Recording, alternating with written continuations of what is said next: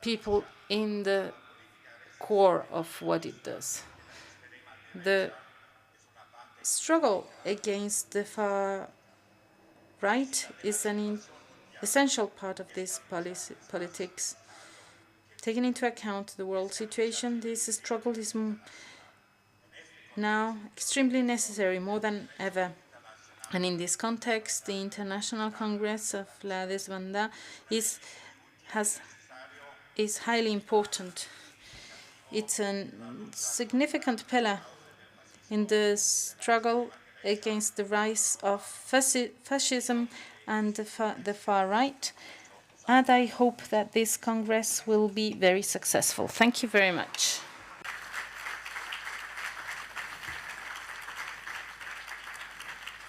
Seguidamente nos va a dirigir la palabra, unas palabras. Now we have Juan Peñas, which is the Vice Chair of the Federation of Municipalities Western Axarquía, which is considered one of the institutions that has supported our project since the very beginning. So we consider they have to be here today with us because they are important to our struggle in favor of the memory.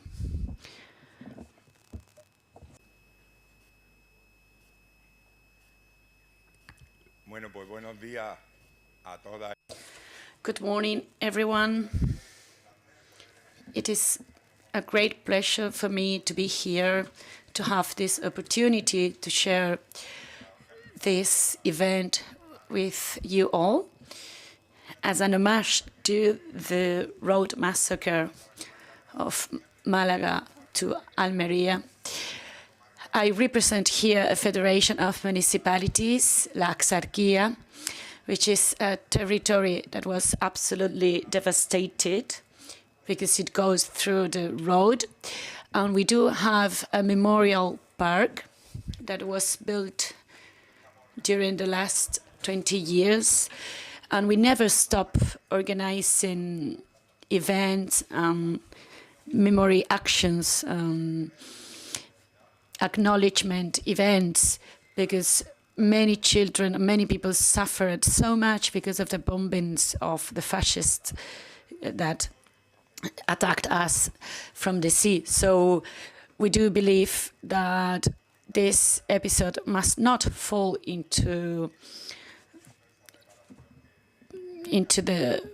must not be forgotten, and we do need also to demand reparation for the victims. I won't take much longer. I just want to thank you all for your attention. Thank you very much.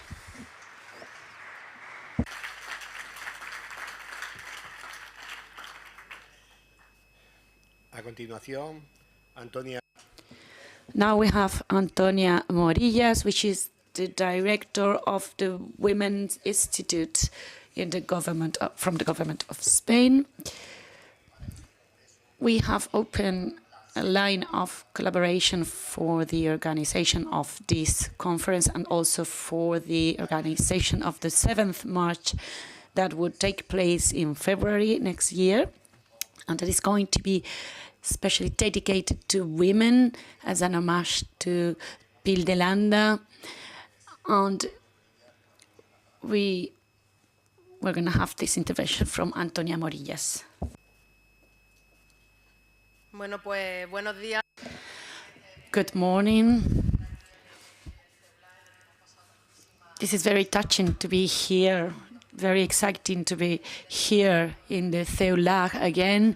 We used to come a lot here when we were younger to discuss about youth problems and challenges of the students' movement. So it's a pleasure to be here. And it's very nice to see such a great number of fighters here in the audience, fighters for the memory of what happened in our country. I want to congratulate you all for the organization of this first international conference. Today, La Desbandá, the road massacre, is an historical event, an historical episode that is in the press and that has recognition, general recognition from the public. We do celebrate the march every year, the tribute march, and we do the whole journey through the road that was object of this genocide, this attack. And if society knows about this genocide, it is thanks to the work of the memory movement in Andalusia. La Desbandá was silenced and forgotten during many decades because of a democracy that was built on foundations of silence. So thank you and congratulations to the Andalusian memory movement, because they are the real authors, the real responsibles for the Desbandá to be known by the general public. This is a space for anti-fascist struggles. This is a context that is really emotional.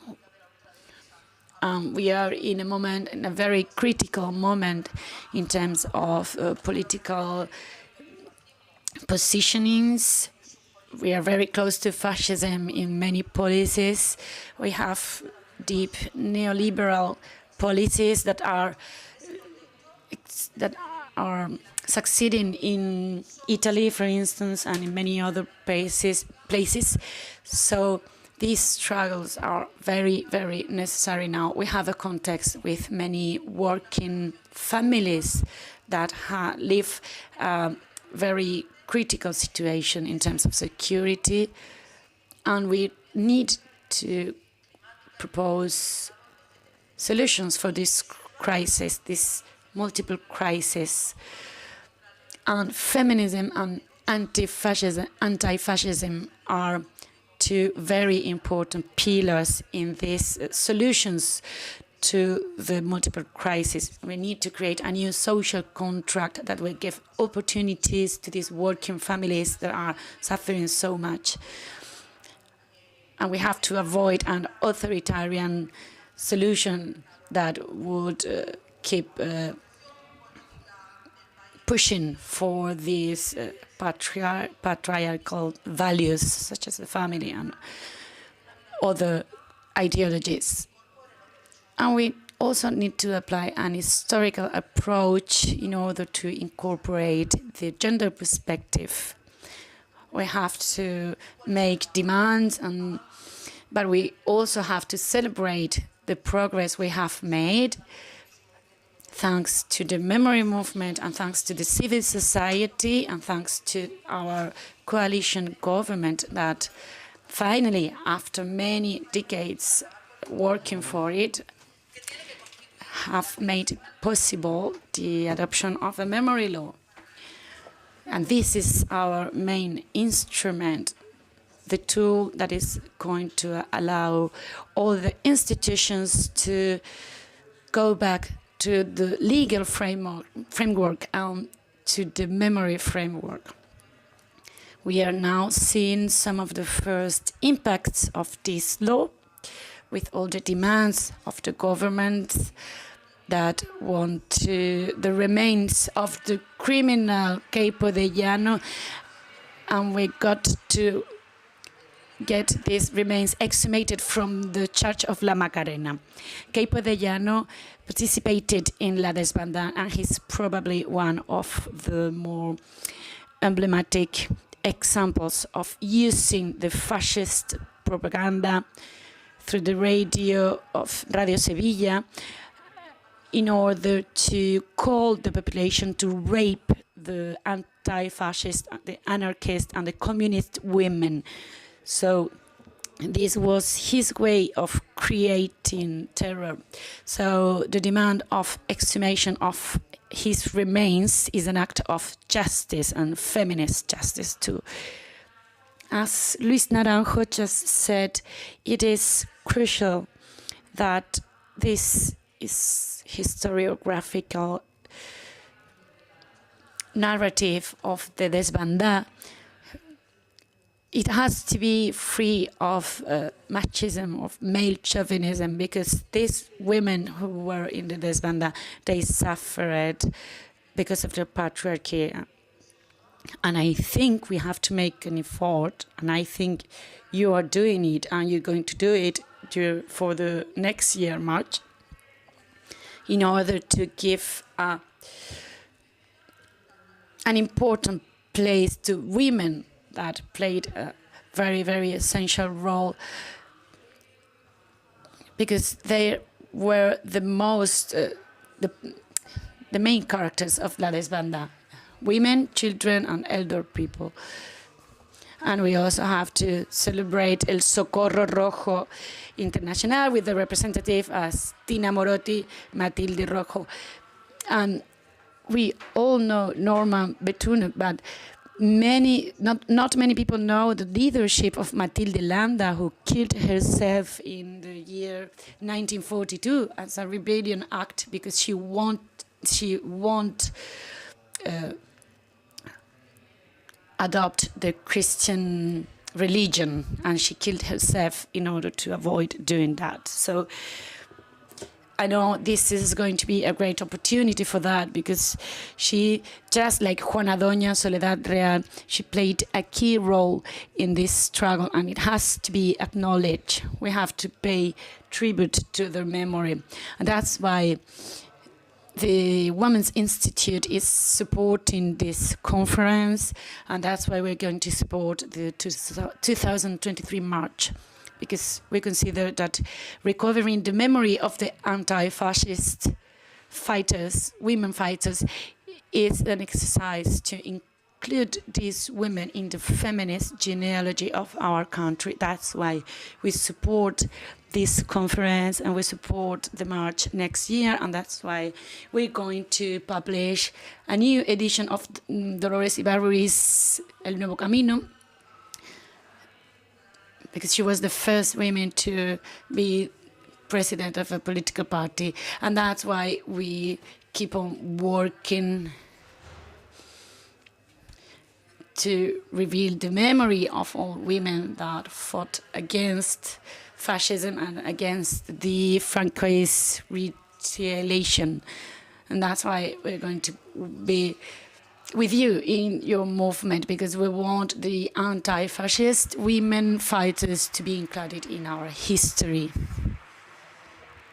Thank you.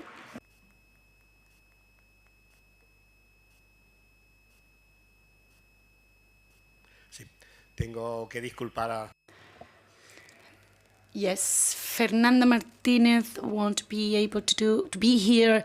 He's the Secretary of State for Historical Memory, and he can't be here with us because of personal reasons. But I have to say that he has always been really supportive to all our initiatives. So it's a pity he can't be here with us today. And now, next, we have Lili Bestringe. She's the Secretary of State for the 2030 agenda. This secretary is a key player for the organization of this Congress. They have supported us so much. And of course, we are eager to listen to Lili.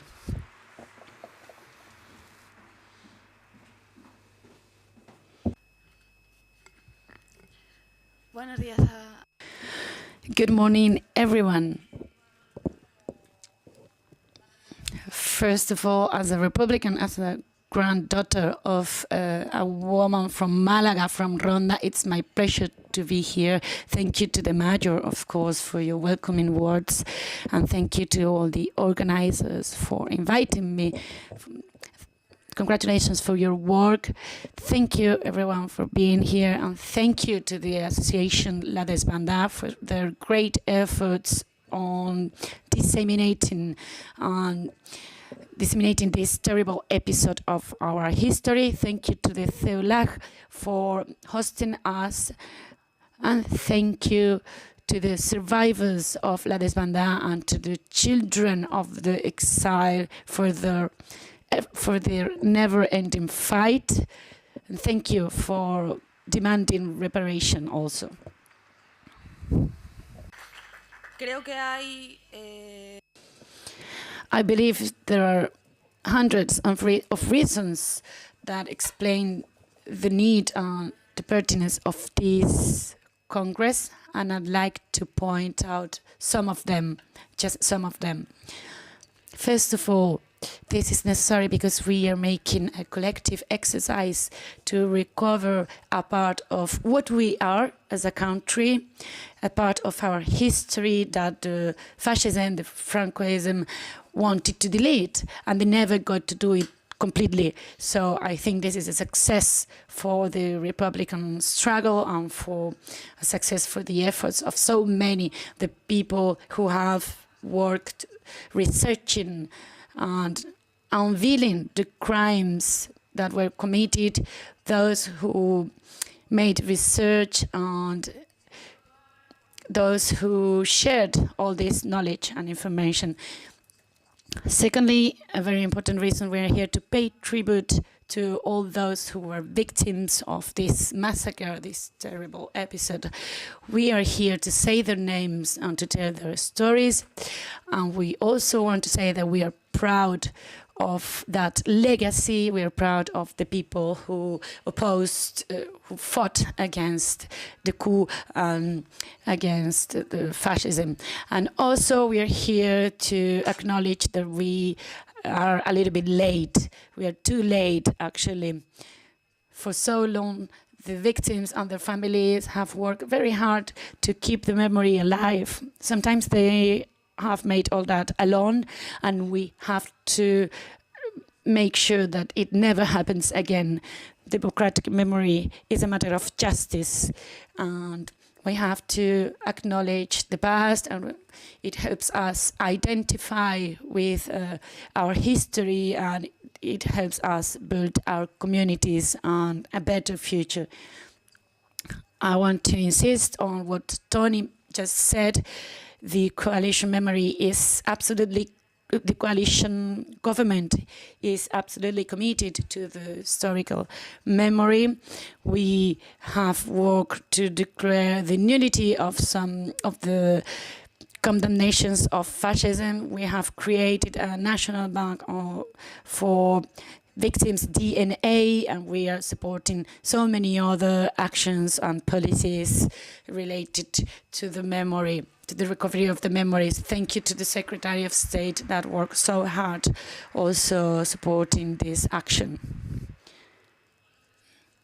That's why this government, just like my colleague said, my country said, we are going to work so hard to take the genocide, Capo de Llano, out of the Macarena's charge, because we believe that the actions for the memory are very diverse. We also have to do this kind of things and search for the victims and keep on paying tribute to what happened here between Malaga and Almeria. These people, they didn't have a chance to fight. They were just annihilated. So when we think about this kind of episodes in our history, we realize how serious, how dramatic things can get. Sometimes these episodes seem to be so far of us, but these were people, children, elder people, Spanish compatriots, and that was fascism's make. Thanks to the historians' work and to the work of all people implied in the memory movement, we can know how this terror caused by the Francoist troops made so many people leave the city. And I also want to highlight the situation of women in this case, because they suffered double violence, because the violence against women was part of the terror planned by Capo de Llano, who just said on the radio that that it was a moment to rape women, the communist women, because they have to know what is a real man. So this was a kind of, this was another weapon he used. We cannot allow to not take seriously this demand of taking Capo de Llano out of the Macarena Church. It is a very important, very symbolic. During the Republic, we saw many women kept all these stories, and they are telling us these stories now, and thanks to them we're here today. Y por último, creo que Also, I'd like to say that another reason why this meeting is so important, and that is because knowing the past is essential for the future, to avoid the same mistakes. My generation and those that are coming behind us, we have education and culture. And this is why fascist allies know this very well. And there are many thousands of young people in this country who have not had access to the real history of their country. Repression lasted for 40 years in this country, and many others have continued it after with democracy, and the law of silence was expanded to the textbooks, and also the saying, let's not discuss, this will make the wounds hurt again, and also having the victims live in streets that hold the names of the torturers. And, well, the previous speakers have referred to the far right. And now we see that the ultra-right, the far right, say that they prefer a bloody dictator like Franco than a democratic government. And this is of concern when we see the rise of those parties in Italy or Hungary, or when we see these people in Spain saying that, well, it doesn't really matter because when they reach the government, the state will hold their hands. Education is the best thing we can do for the youth. Like Miguel Hernandez said, this is the protection barrier for us. The songs, the work of journalists, and people fighting against fake news in the internet, and we have young people participating in all that, and they also participated in the march organized by the Injuve this year, and they are the best barrier against the rise of the far right. So thank you to you all and for your work, so that the memory, the truth and repair will be developed. Thank you very much. We will always be with you. Bien, estamos llegando. So we're now close to the end of this first opening session, and now we are going to proceed to the tribute to the survivors of La Desbandá and also the daughters and sons of the exile. And yes, one of the goals since the beginning of our marches was that we wanted to have with us the life history. And here to my right, you have this life history, what they suffered along this death road from Malaga to Almeria. Of course, we all know their stories, but for us, they must be the main characters today. There have been many events, and I always say the same thing, although the right and the far right still deny the facts. This life history cannot be denied. It is present, it is with us, it is here.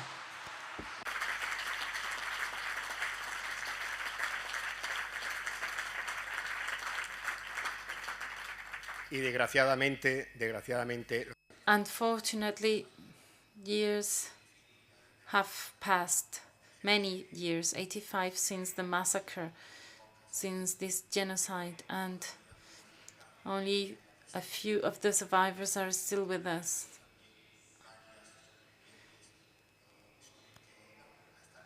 There were some other survivors that were going to come, but because of health problems, won't be able to be with us today. But of course, we think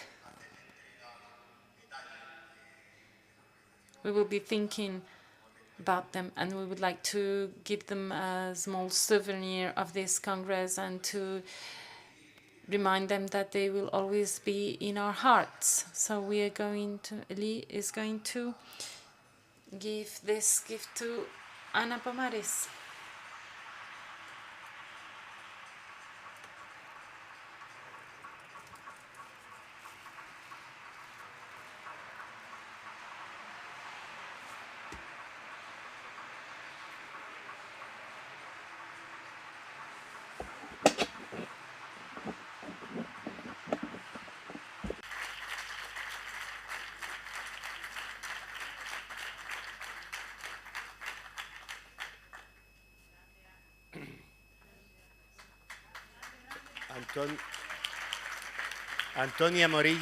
Antonia Morillas will give the plaque to Manuel Triano, another survivor of La Desbandá.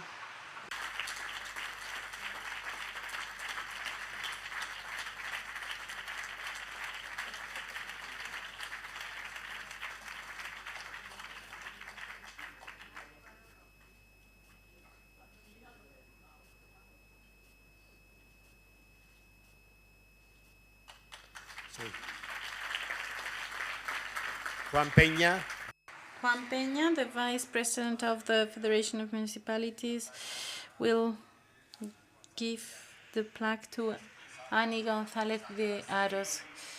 She's the daughter of the exile because she was born in France.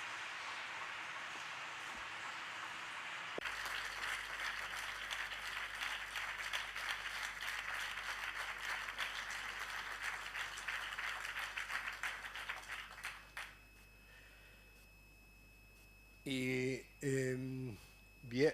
Hey Bierbao va a entregar a Hayes Bierbao is going to give the plaque to Anastasia Sakos. ahora. Bueno, es que él van a hablar. Es que ellos van a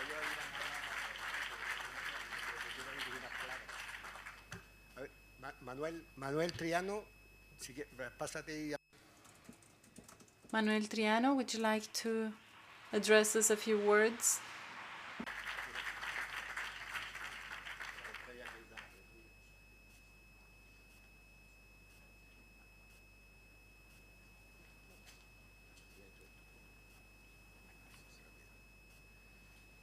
Buenas tardes, compañeros y compañeras. Estoy un poquillo ronco, pero bueno. Thank you very much. I wanted to address this gift that I will keep with me very proudly. I will accept it on behalf of the survivors and also on behalf of those who lost their lives, the thousands of men, women, and children who died during the La Desbandá. I accept it on behalf of my parents and my siblings, and also on behalf of other parents and siblings that were victims of La Desbandá. I want to congratulate you because of the work you do to recover this crime from oblivion. I'm very proud of your commitment to the restitution of truth, memory, and repair. Thank you very much. I will continue shouting very loud and clear.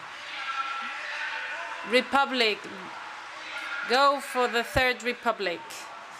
Third Republic alive.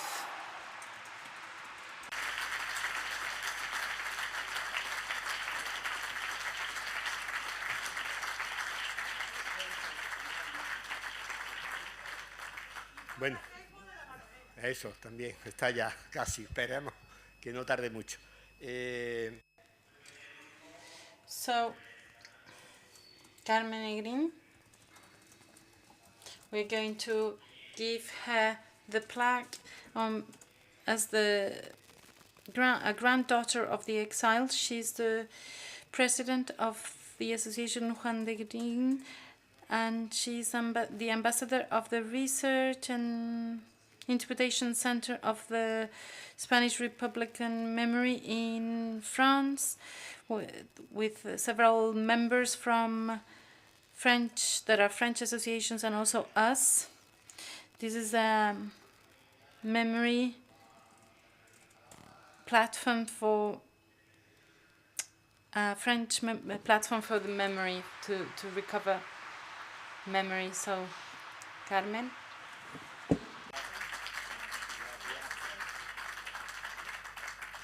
Muchas gracias. Bueno. Thank you very much. First of all, I'd like to say that I'm very proud of being here as a representative of exiled people. As you all know, there were all sorts of exiled people. Some suffered more than others.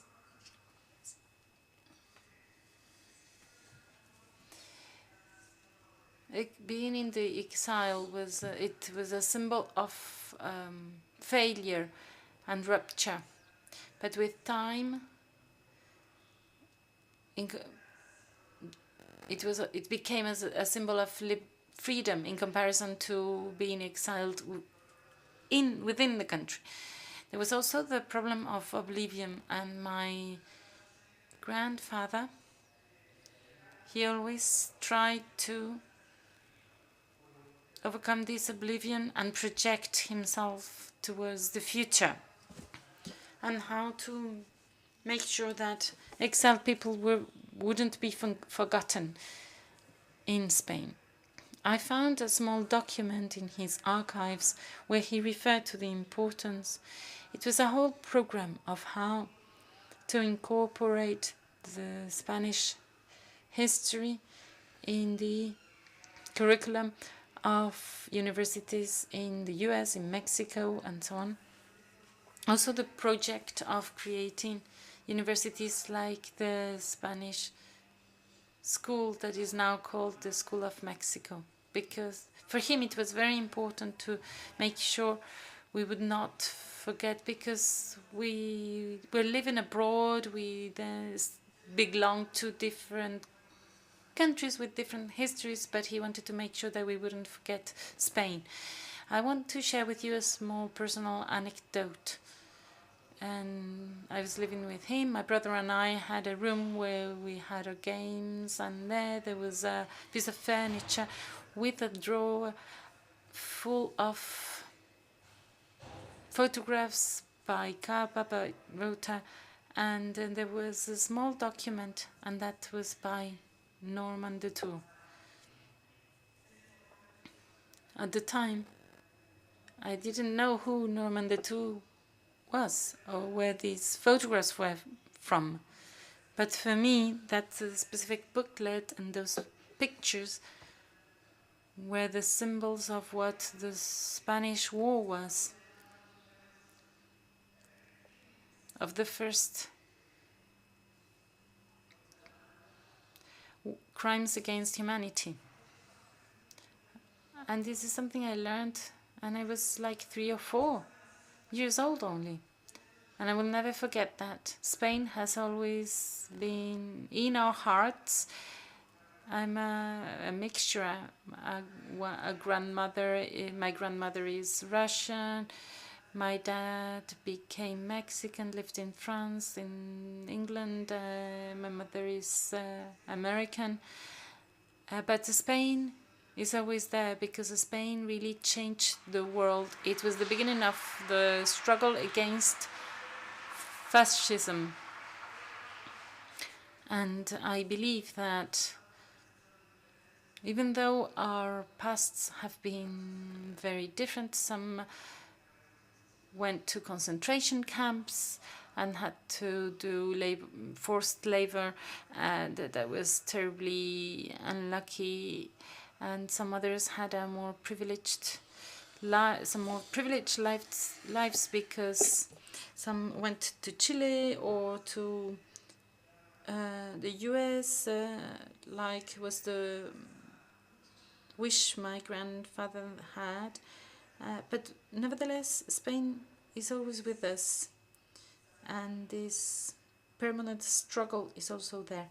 And I learned how to identify when fascism is appearing.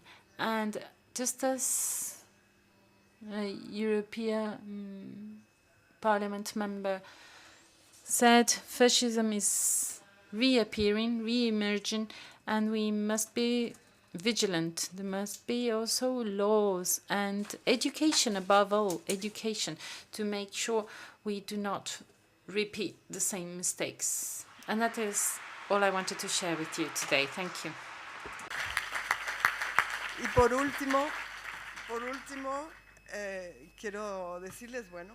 Also, I'd like to declare the first International Congress of La Desbandá open. And I really hope it will be very fruitful. Thank you.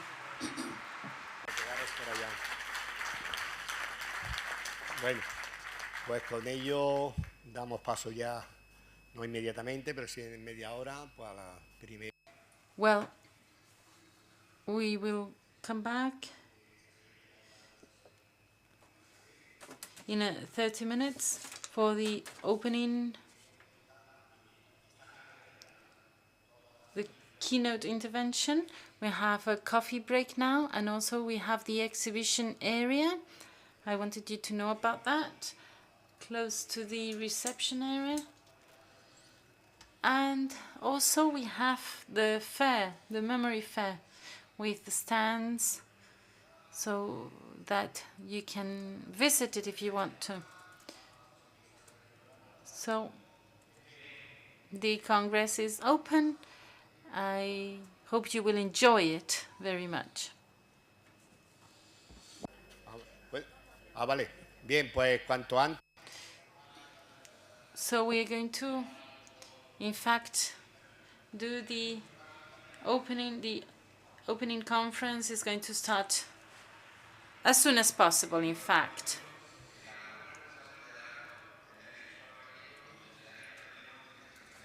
So don't forget that there is a new agenda. There are changes in the agenda. So please take the sheets of paper with the new information. Thank you.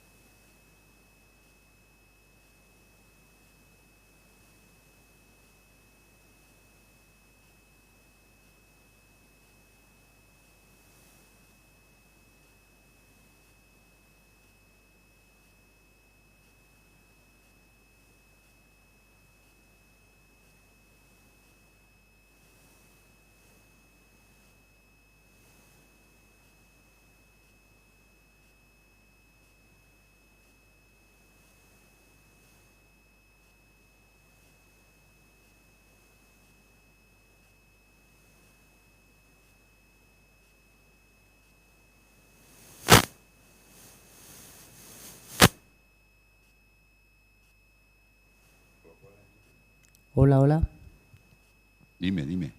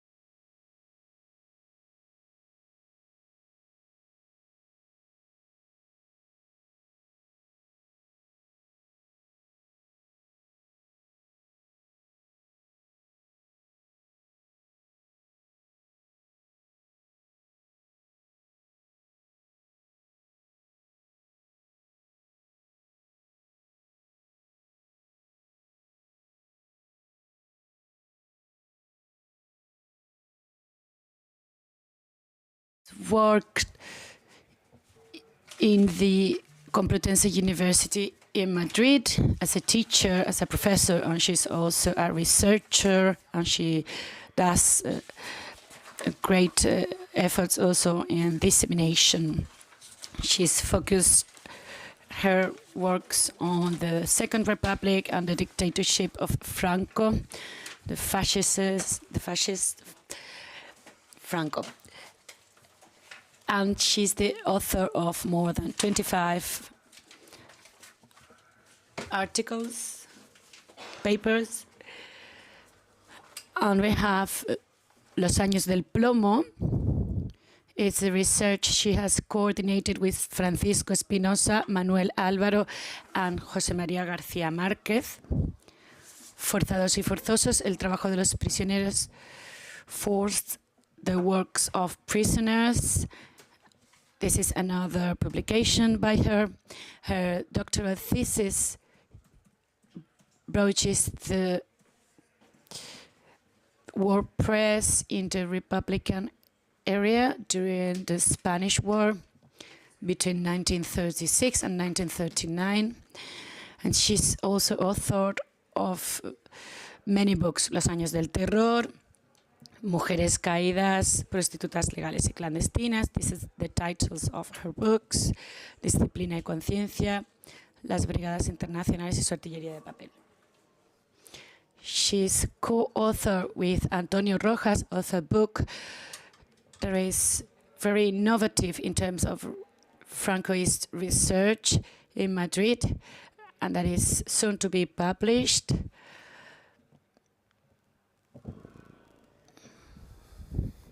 Now Mita is going to open this Congress talking us about the beginning.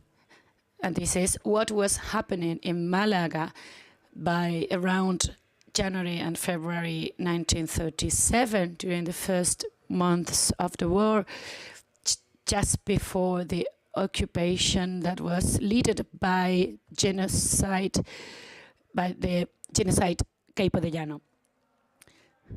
So she's going to deal with difficulties, challenges, the defense strategy for Malaga, the lack of armament, the lack of resources by the Republican Army. So all these topics she has researched about, and she's going to share with us. Thank you very much, Mita. The floor is yours. Gracias, Rafael, y muchas gracias a los asistentes. Thank you very much, Rafael, and thank you to all the participants here. There are many things to do here, and in this amazing place. And it's a great opportunity to share with you all our works that are connected to Malaga and to all this suffering that took place here. The paper that I'm going to share with you here is a part of my doctoral thesis. I worked really hard. I published 3 volumes that I had the opportunity to make thanks to a grant for the research.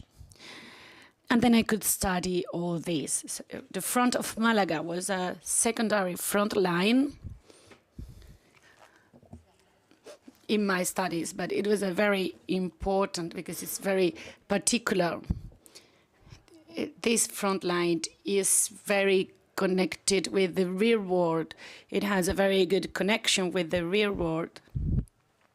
And as Rafael just said, I've been in touch with Rafael since the beginning, and he was saying that there were many different problems. One of these problems was the lack of contact with Madrid and with some core elements, core agents of the army.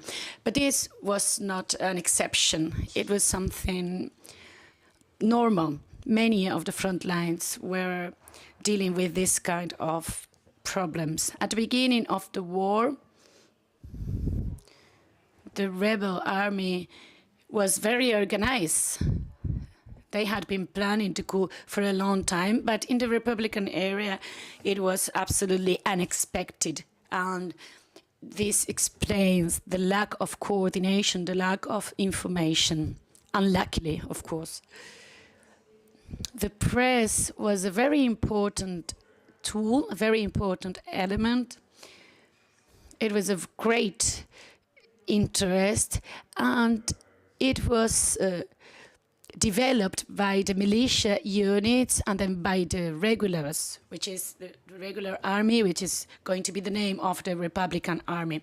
It was the national army, in fact, but later on the national term was monopolized by the fascists. So when we say nationals, we usually talk about the Francoist army, but in fact it was the national army, was the army of the Republic. So this army, the Republican army, is facing this imposition by the fascist army. And there is the global context that is dominated by the Nazi powers that are also funding this coup. So the rebels, the fascist army, they have weapons and they have great coordination and planning for the coup. But in the Republican area, we were lacking of this organization. Then little by little, they corrected, the situation got a little bit better, and this is beautiful in a way because we can observe, we can see the will to keep the contact with the rear world and also the inner contacts inside the units. So we're not being so militarist. We're trying, for the good and for the bad, but we're trying to promote a greater connection between the military units. And this is something we can see in the press, in the war press. What do we call war press? By this expression, I talked about the press made by the militias at the beginning and then by the military of the Republic. How many press publications we had? Well, I've found in Spain in general, mainly in Madrid, a little bit in Salamanca as well, because the insurgent army, the rebel army, as you know, they gathered all the documents and journals and all kind of publications of the Republic, and they put all them together in Salamanca, which is now a very important file or a very important archive for the study of the repression. So, as I was saying, I studied all these documents in Madrid, Salamanca, and also, because of the circumstances I just mentioned, in Barcelona as well, but a little bit less. But you have Madrid with bombings since August 1933, but we still have a lot of these publications in the library, municipal library in Madrid, and most of them are also digitalized. These publications are usually quite precarious or fragile, mostly those of the Republican period. You can imagine there are bombings, so and all this surprising rebellion. So the Republicans, they give a response just as they can. But it is important to mention that the political parties and also other organizations, they contribute with their infrastructure and with their knowledge, and they support different publications about the military unit in which they were fighting. So if the Republicans were in militias, then they would do as much as they could. They would put all their means at the service of communication and information. For instance, we have the newspaper Frente Sur, South Front, from the Andalusian militias. Many publications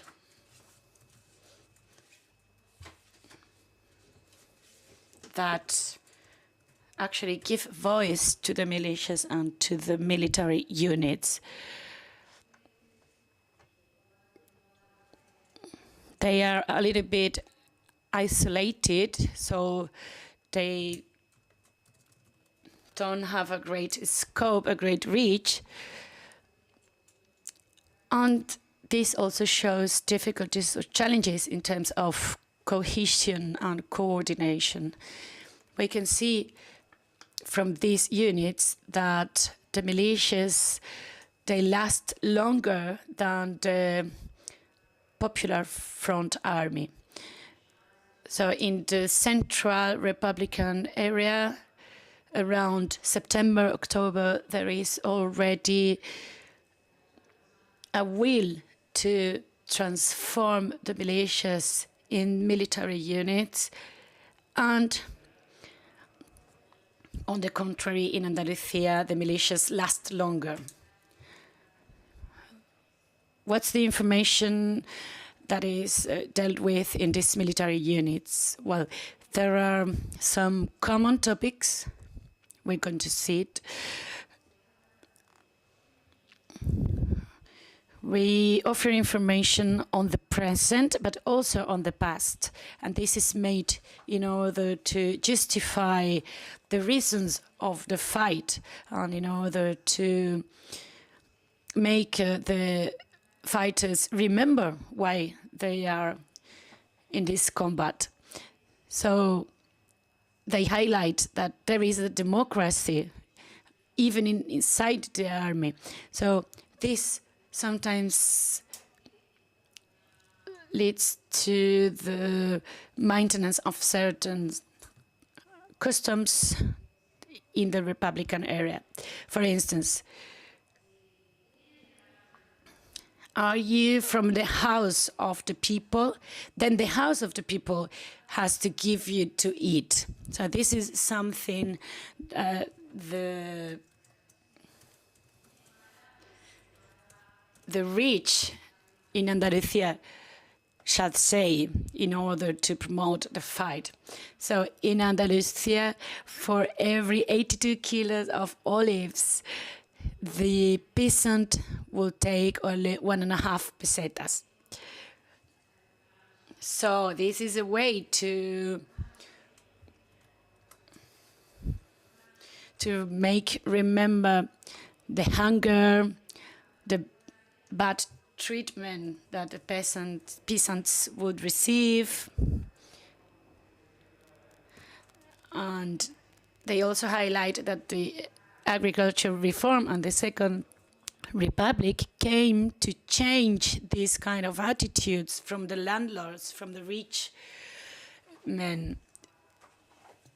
Luego se habla también de la falta de control. Another one of the topics is the lack of control in the Republican area. Order. They're seeking for more order. And they also highlight the need of obeying the military order, the military hierarchy. And then this inside attitude, this inner attitude, where they say,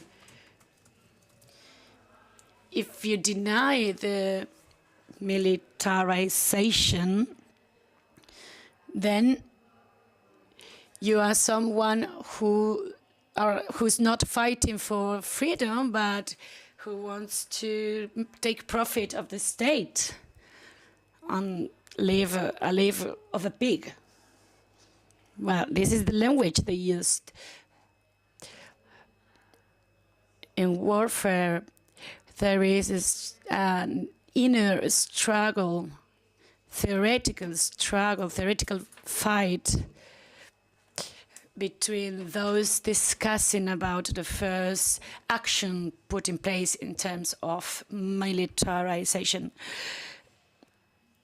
We all know that anarchists and Trotskyists, they're going to support for a long time the militia.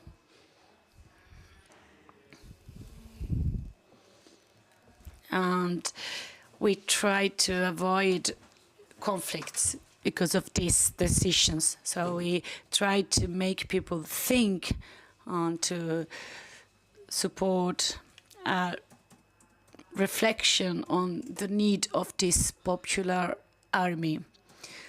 They want to think about why it was convenient to make the militias disappear. Then later on, they deal with other aspects of militarization. For instance, the mandatory military service that is approved, and we confront those who want to keep the militias in place.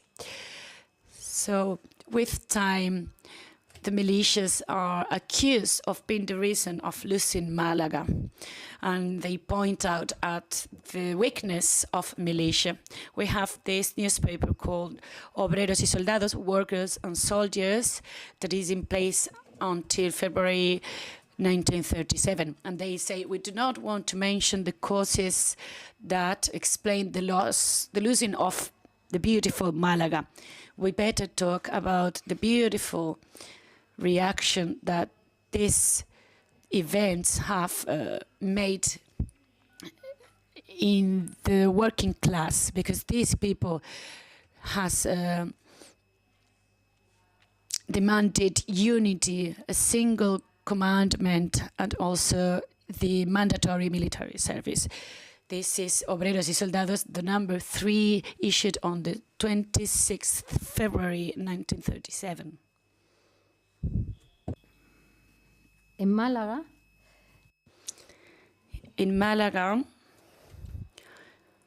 we still have this defense model that had already disappeared in other regions of the Republican Spain.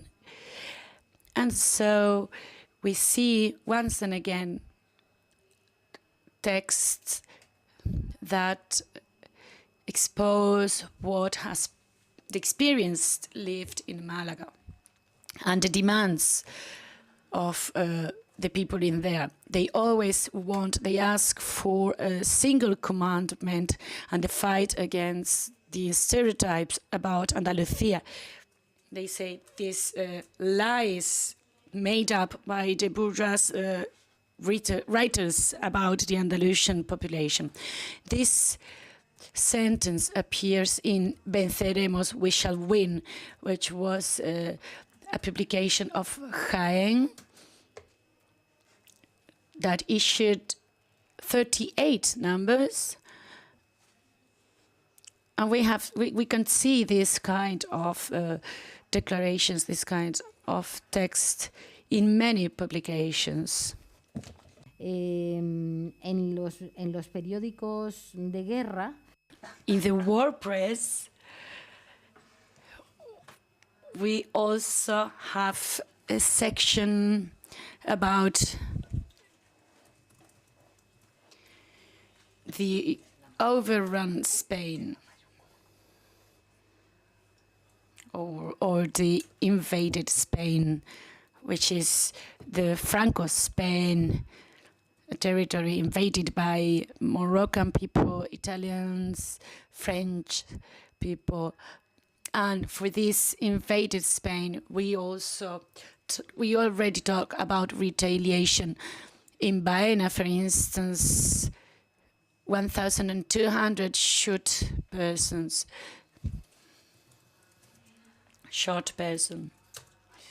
So I haven't studied Baena.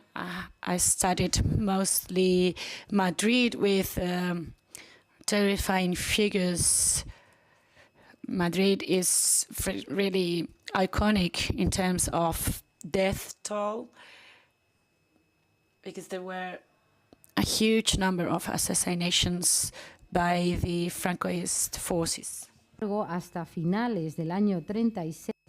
And up to 1936, by the end of 1936, we still talked about the democratic section with a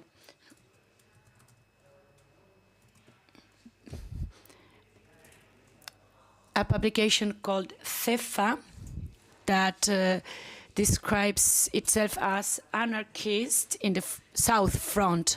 So they organized meetings of delegates, and at the same time we have the newspapers talking about the demands regarding the militia model, and they also talk about the meetings of the Republican Parliament that still gathers in Valencia.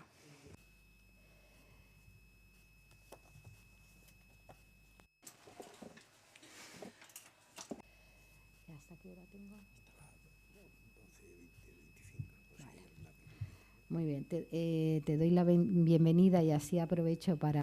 Well, I would like to welcome you, Carmen Negrín. We have met in several occasions already.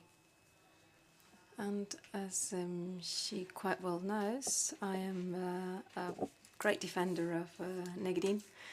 I think that she did everything possible to win the war and for the rearmament of the Republic, even in international spheres. Because unfortunately, since the beginning, the international scope was quite hostile for the Republic. So very soon, since August 1936, they created the Non-Intervention Committee, non-intervention in Spanish events.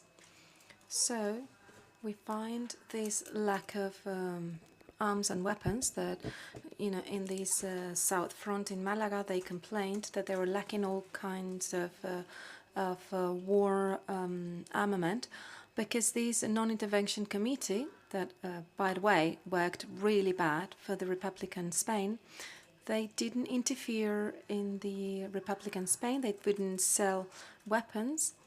That was the main objective, to sell arms to the Republican Spain. But as we well know, for the Franco-related Spain, these arms were kept on being sold, and all kinds of war-related material.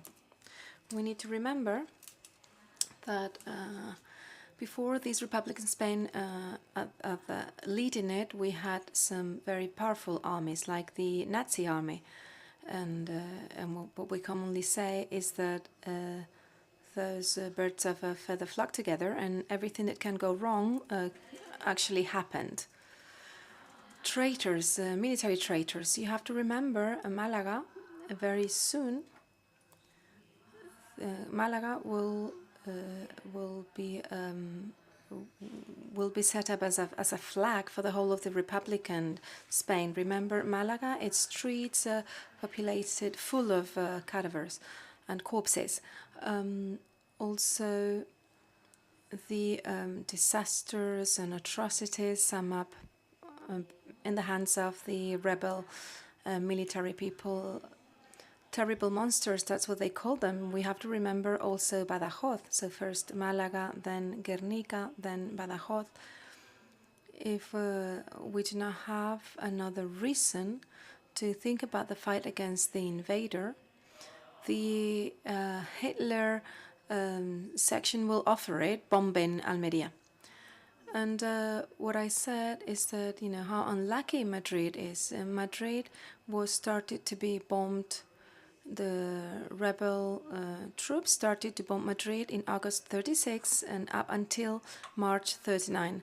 But we weren't lucky enough to have this. There's a very important painting, El Guernica, and I said instead of Guernica they could have called it Madrid or Malaga, but we were not lucky enough for that, and that's why we forget about Madrid a little bit.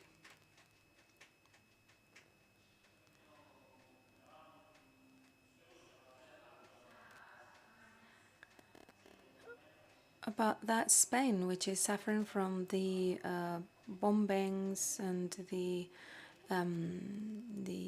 enemy shootings.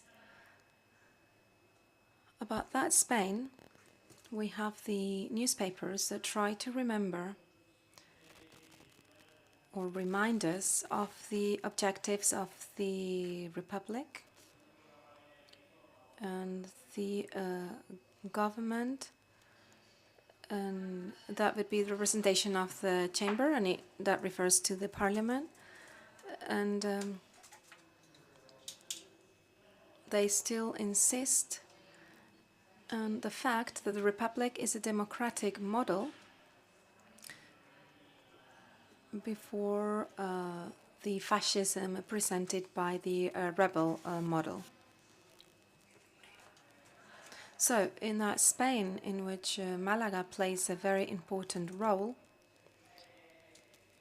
we have to highlight that in that Malaga, they will apply what the rebels developed in order to dominate the population, not only the population in Malaga, because everything that happened there and anything that happened in that road from Malaga to Almeria, it serves as a reference for the rest of the country. So they will say, have a look, notice what happened in Malaga, and this is what will happen to you if you continue defending the Republic. So for the rebels, this was crucial. There is an ongoing threat, and we can see that with the talks of cable. With those forces that were mercenary forces that were paid, as we know, as the Moroccan ones, they were paid, and that's what they are saying. They're not called like this nowadays. So I apologize, but they will say the Moorish will come, and you'll see when that happens. So we leave 48 hours to just go inside, and then the Moorish will get there first. And I apologize for using that term, but that's the way they were referred to, and that's one part of this war propaganda, which was based on real facts, not only on menaces or threats. It was based on real facts. About those defeated, and over those defeated, there will fall a very bloody repression. And in that bloody repression, we always have to remember thousands of deceased, of dead people. Actually, in the cemetery of Malaga, we can see unfortunately, it's one of the most populated cemeteries, together with Seville. And something else that was very important was the development of certain strategies to, what we would say, to tame, with an iron hand, to tame the population. On the one hand, throughout 1939-40, there were more than 200,000 prisoners, political prisoners, who were taken to jail in the year 39, and these are figures which most of us agree on, 270,000 political prisoners in the year 39 and 233,000 ones in the year 40. With these figures, they do some pedagogy. So it's a pedagogy of terror, because surviving in these Franco jails, and of course, to get there from the very beginning, and the ones that they had at the beginning, it was very difficult. So that was another way of expressing the need to surrender, and to saying to people, you know, here you're going to find what you were searching for. But this was not the only pedagogy of terror that was that was done. Those who were sick, you know, because when they went through Franco jails, the passing through those jails was determinant. I will remind you of Miguel Hernández, those prisoner orts and masses, as the jail was not big enough for all of them. All around Spain, they would use monasteries, convents, schools, and all kinds of centers to include all these people, sometimes in terrible conditions. And these were political prisoners, although since the beginning, and this is interesting, since the beginning they were not called political prisoners, and that's part of that strategy that had left, that's still present and currently. The idea of changing the name, they're saying it's not a coup d'etat, it's just an uprising, and it's like, no, that's not what happened. And so far it's still being debated on. The far-right political parties in this country do not want to accept it, and they do not want to use or clarify that confusing terminology that it's been used by Franchism. So these prisoners that tried to survive in jails, monasteries, schools, and anywhere where they could be imprisoned. Here in Andalusia, you know about oligarchy as well. So we had the idea of lending small palaces, etc., that would be put at the service of the army, of the military groups. Up to the year 41, hunger was terrible in jails. But that was not enough for that justice that we're trying to, all these justice, as we would say, that wanted to apply to those that had surrendered. Because actually that was not the victory. It was more of the crushing of those defeated with a purpose. Those who survived would suffer this kind of punishment. This is a term that is not used maybe in the term in Spanish, escarmiento. It's a term that is not very much used anymore, but it's a very adequate one, because it is applied. It's like saying, you know, we're applying bloody justice and bloody repression, and those who survive have to learn from it. Why? Because they have to move away from any kind of political action. It's not so that the rebels, Frankists, or that they wouldn't also work with this politics. They did, but they would leave to the Spanish population the notion that politics are wrong, and if you do it, it can drive you yourself and your children. It can lead you to the wrong path. So they would say, parents would say to their children, do not get into that. I think that everybody remembers this. Still today, we have some layers of that notion of, politics are wrong because, it could be against the one which is being applied, and it could even go against the concept of citizenship because you're not a citizen anymore. And also something that's linked to this strategy is silence. If you are quiet, this wouldn't have happened to you. So if you keep quiet, there will be more possibilities. Yourself and your family will have more possibilities of surviving. On the other hand, what we're seeing is the strategy of scaring people, of fear. We know, and continuously we get news, and thanks to the fact that circumstances have been changing, with the fight and effort of La Desbandá and other organizations that are similar, they would straightly kill not only political prisoners but their family members as well. And they would leave them there for everybody to see so that people would learn. And that's part of the strategy of what they were trying to do. They said, well, these were the ones that were in the House of People, La Casa del Pueblo.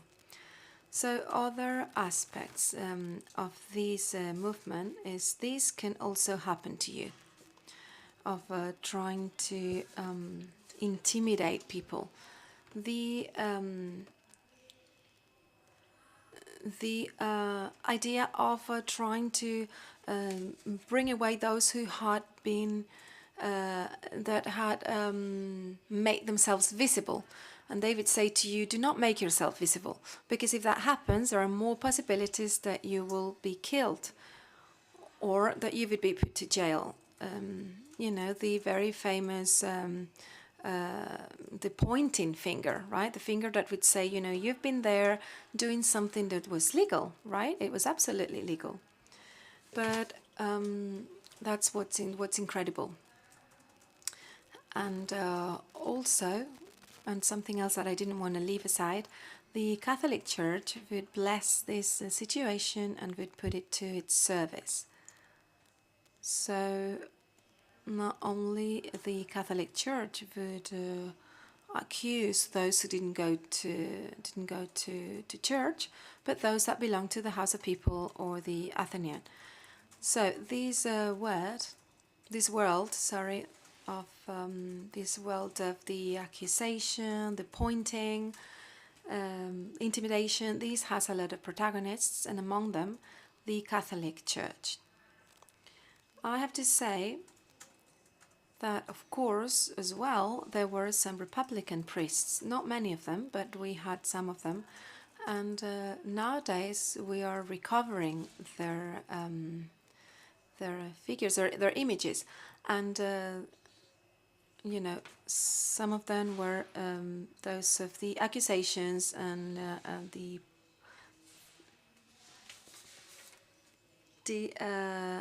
accusation, intimidation. Some of them were in favor of the Republic and they didn't want to take part in this pedagogy of terror.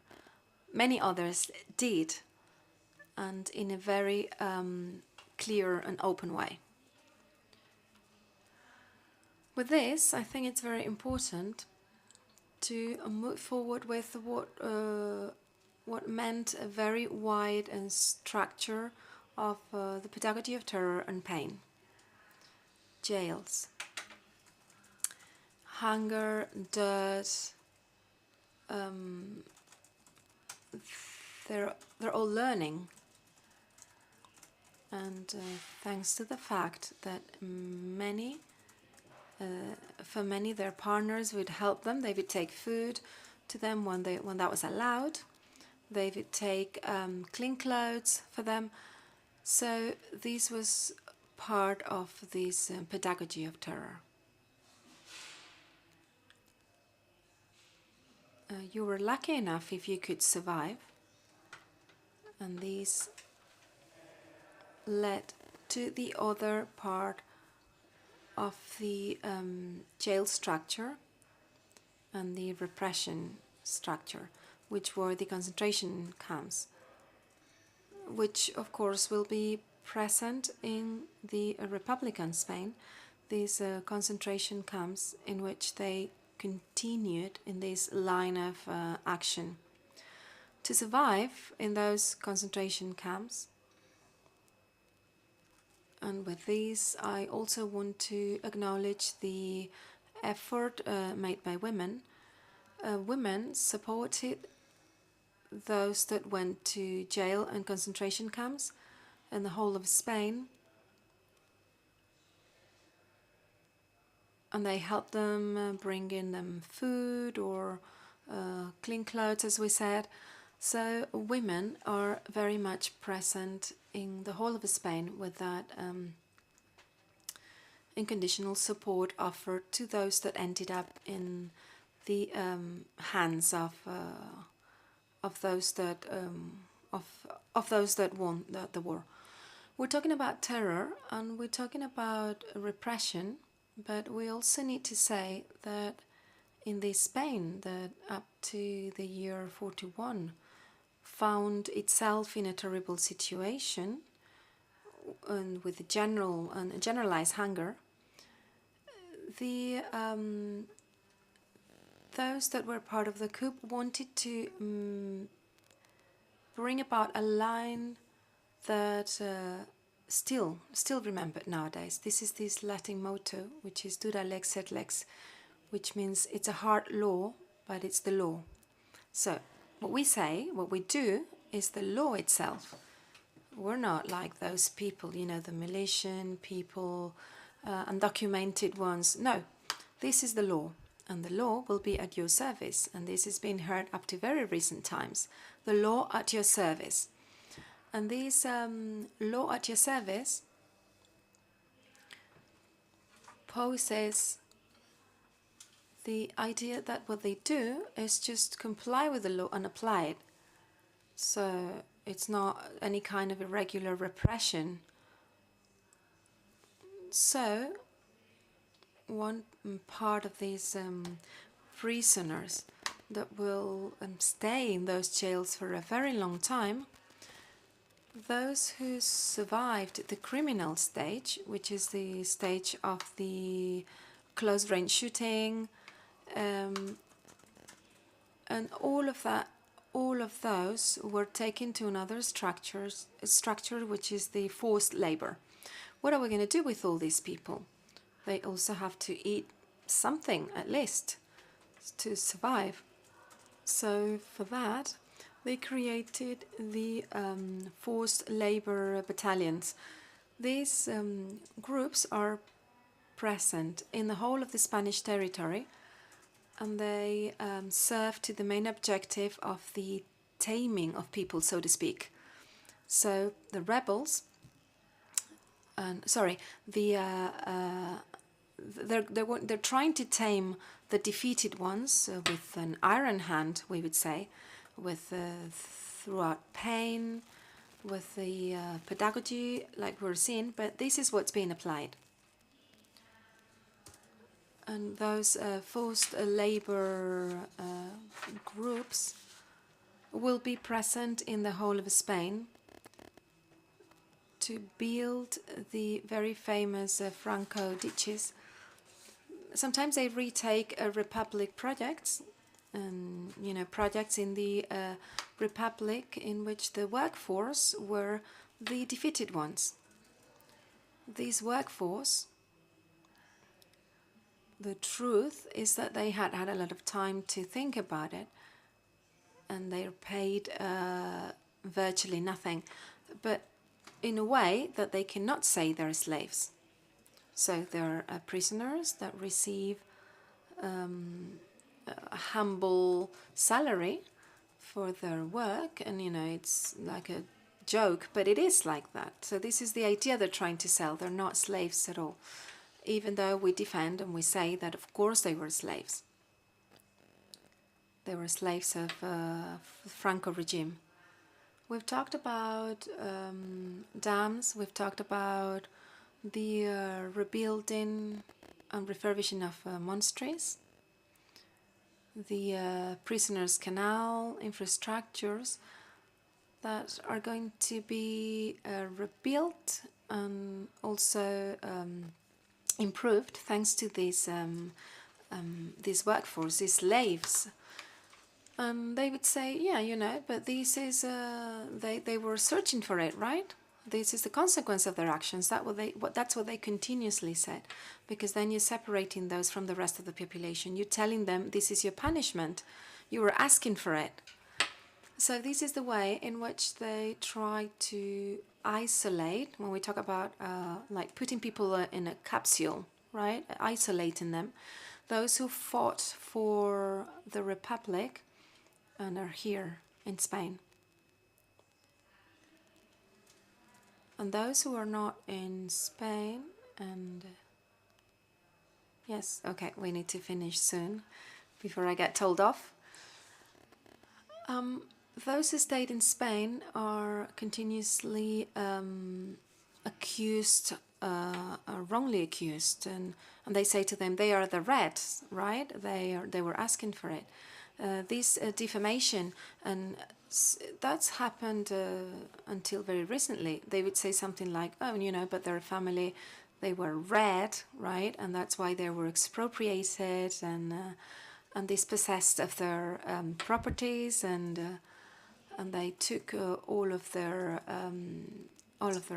goods and possessions, and that's the circumstance due to which they are in the current situation. Everything in the line that we knew of. And so far, we still have a lot to recover. Also, we need to say that for that era, that is that starts to be built since March of the year 39, with the end of the Civil War. For the strategy, they're not going to count on leaders, because at the beginning they want to. They were putting an end to those that were part of the political structure of the Republic in any of the stages. For example, it could be a municipality or the parliament itself. In a way that there are villages in which they put an end to the municipal corporation. For example, in the village in Madrid and the village of Galapagar, they killed 4 out of the 5 members of the municipal corporation. And the same thing happened in many other places in Spain. So what they're saying with this is, you know, they shot them because they deserved it, because they were members of the council. And on the other hand, they are getting rid of any kind of possibility of reconstruction in the Republican area, of political reconstruction in this Republican area. And this will be very evident for all actions carried out in Spain for the reconstruction of the political world. That, as I said, as I mentioned, is much wider. And I said that what they try to do is to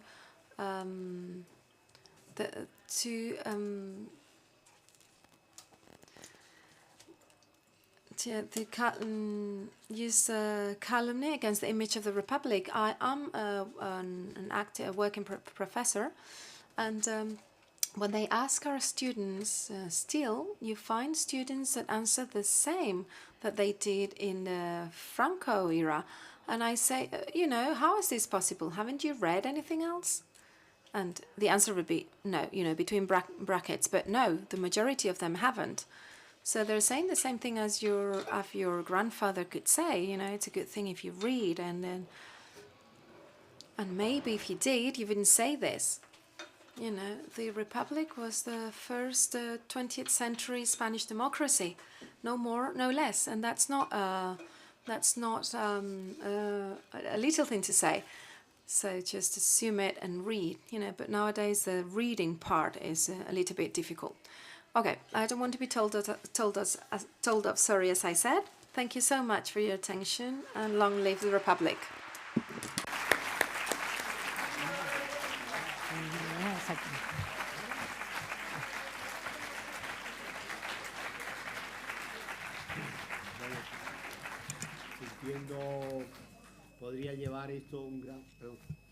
Podría llevar un gran debate, pues todo. Of course, we could open a huge discussion, a very exciting debate about everything that Mirta has exposed, but we don't have the time. We have to go on to the next lecture. But maybe just a quick comment. What happened? How come that victims were turned into guilties, into the ones that were guilty of losing democracy? That was a permanent strategy that led to the shooting of many people who had come back from the road massacre from La Desbandá, because the judges will say they might have done something because they are flighting, they are escaping, so they should have done something. So this logic was terrible, and the ones that were defending the freedom and the liberty were turned into guilty of their own terror, their own deaths.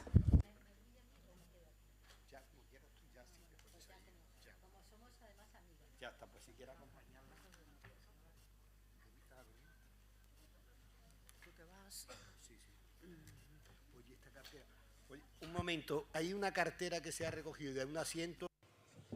We have found this in a seat. So is this yours? Please come and get it.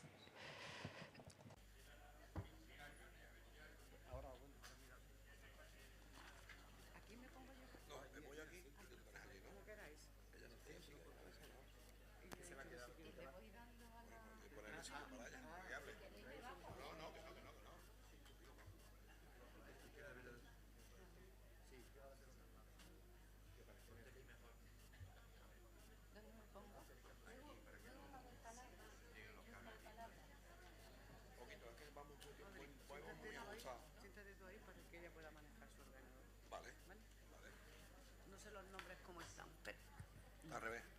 Venga, toma, este es el tuyo y este es el de ella.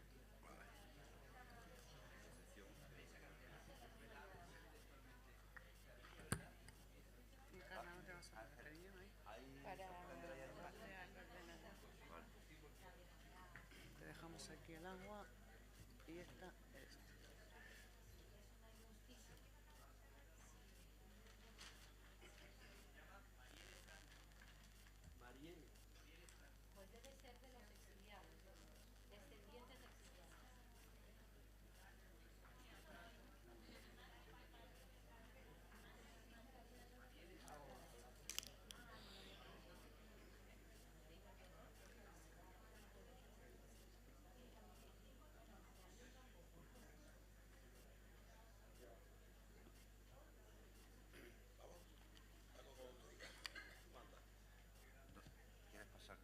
¿Quieres pasarlo o va a pasar con los?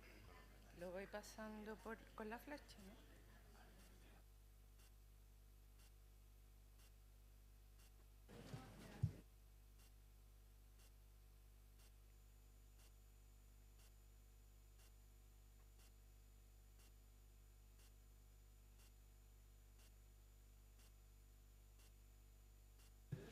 Bueno, buenas tardes. Vamos a presentar. Well, good afternoon. We're going to introduce the first lecture in this first International Congress on La Desbandá. I am a part of the organizing committee. Encarnación Barraquero Teixeira is a professor at the University of Malaga, professor of history and secretary of the Department of Modern and Contemporary History. She's main researcher of the research group number 68, focused on the history of the present, and she's a part of the board of the magazine Historia Actual y Estudios de la Mujer, which is contemporary history and women studies. She's participated in a great number of papers, articles and studies focused on the Second Republic, on the Spanish War, I don't like to say the Civil War, the Franco regime, the transition, the repression, the violence, and in particular the repression against women during the Franco regime. She has a doctoral thesis on the implementation of the new state in Malaga after the war, and she had also a very well-known book on women in the Franco regime, and she has very recent titles such as titles published in 2080, for instance, The Fight of Women in Andalusia, issued in 2018 also. In 2019, another one, From Hope to Tragedy, the women in the Spanish War. This last one published in 2020. Her work has been recognized with the prize awarded by the Equality Department of the Regional Government of Andalusia. In 2013, this is a prize issued by the regional Andalusian government. Encarnación is a great example of linkage between academia activity and activism. And of course, she's an example of commitment with the historical memory. I have to thank her for being here. I think she's a very generous person. She's very engaged and committed with the social movements, and I think we should all listen to her very carefully. The problem is we only have 40 minutes, so the title of her lecture is The Flight Towards the Road of Almería as an Historical Event. The floor is yours, Encarnación.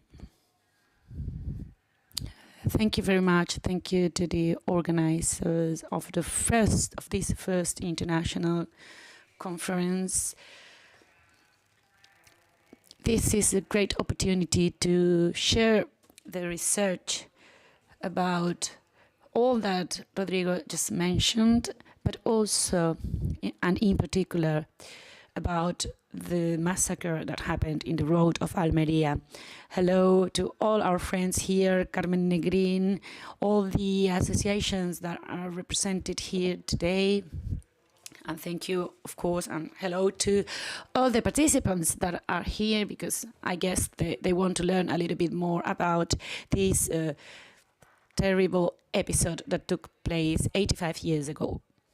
First of all, I'm going to try and explain all we know up to present about what we call La Desbandá. I don't really like this term because it comes from literature mainly, but it is true that if we say the escape towards the road of Malaga to Almería, that's too long, so we can accept this La Desbandá. Okay. So as I was saying, I'm going to explain what we know up to date about this episode. We are currently developing a research on this event. So I'm going to share with you some notions on this episode from an historical approach. And then I'm going to focus also on local aspects, a little bit like Mirta has made. So I'm going to go into details about this episode. I start with the image of this book. This book was issued in 1984 by Antonio Nadal, Antonio Nadal now denies this event, but in fact, when he published this book, it was the very first time that the booklet of Norman Beaton was translated, and we made a team, and I made part of that team that started to study and to research about the post-war repression in Malaga. So it is not true that we don't know anything about the road massacre until 84, because we did knew some things. And of course, we talked about it at home. But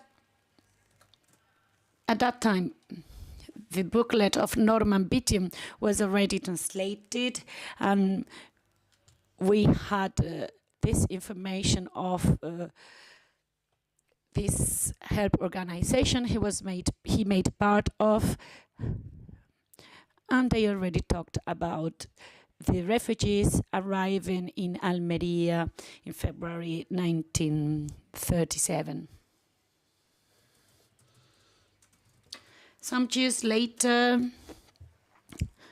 well, the book on the Civil War was from 84, and in 87 we published an article entitled "The Road of Almería: Testimonies and Facts."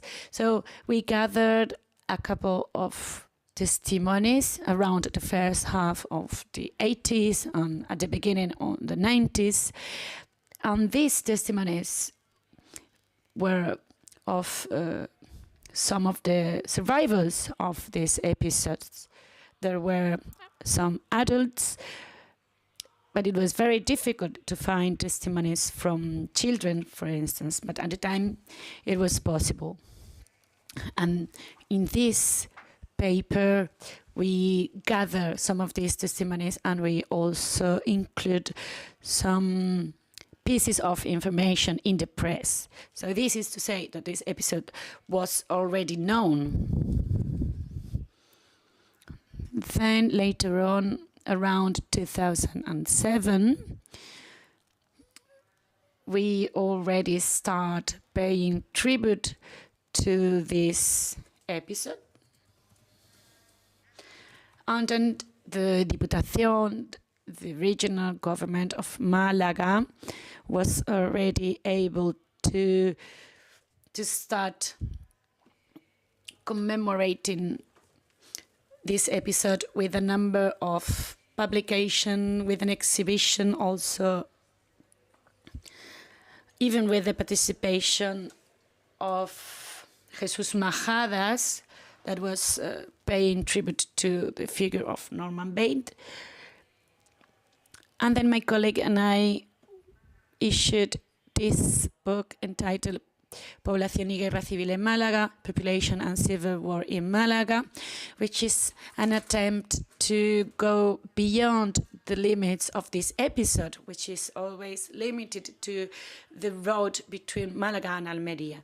We wanted to broaden these borders and get up to El Campo de Gibraltar, which is a region in Cádiz. And many people came from there. They got to Malaga, and then later on they left Malaga, and we already know what happened next.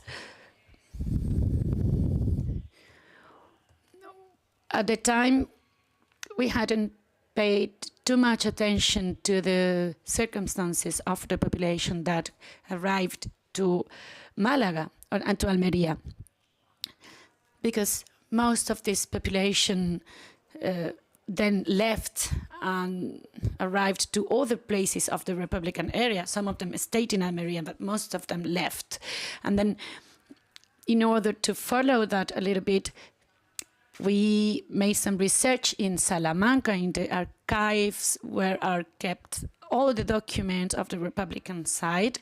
And then we studied how this population of refugees, composed by many women and men from Malaga and how they arrived at Castellón, Catalonia, Castilla-La Mancha, etc., etc. So around 2007, we can already adopt a much broader approach that goes beyond the road from Malaga to Almería. But as we have called our exhibition, it's from Malaga to the Pyrenees. Because what we really want to study is the whole phenomenon of refugees from the Republican Spain. And what we're trying to commemorate here in the La Desbandá is just a part of it. In 2015, we also held an exhibition focused on Norman Bitium, curated by Jesus Majadas. And we also published a chapter in a book entitled Casares in History. We also promoted a series of magazines about the historical memory of Bajo Llobregat, a region in Catalonia. And some of our colleagues, such as Andrés Fernández y Maribel Brenes, who would be taking part in this conference as well, they published, for instance, 1937, Exodus from Malaga to Almería, New Researches. This book, they give a new figure, mostly based on a testimony. So they rise the figure up to 300,000. We do not have any archive with figures. We have never known the figure. We are making an estimate based on the facts we have. But what I wanted to highlight here is that with this book, we point at a higher number of refugees, according to one of the documents they study. I want to say also that from 2000, with the development of more memory associations, we see a higher interest towards this topic also. It all starts in 2000, because before that date there was interest, but it was limited to the academia domain. So there wasn't really a social impact of our research. So from that date, we can find more videos, for instance, more audiovisual materials. We have a collection of Alfonso Domingo, which is called The Memory Recovered. There is a video about the Death Road, 1937. And we had the testimony of Juan Marín, who had lived this experience throughout his father. And then we had another video entitled Pantalones a la Luna, which was produced by the Junta de Andalucía, by the regional government.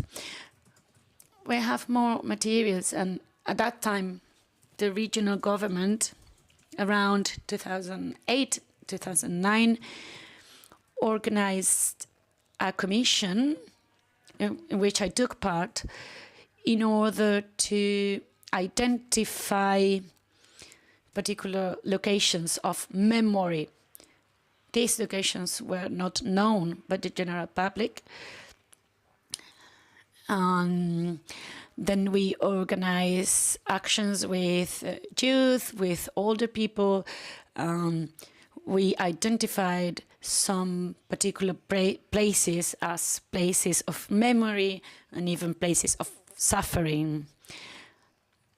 And in that context, I worked for including the road to Malaga, Almeria in this list of locations of memory. And then we have this publication by Luis Melero, which is called La Desbandá,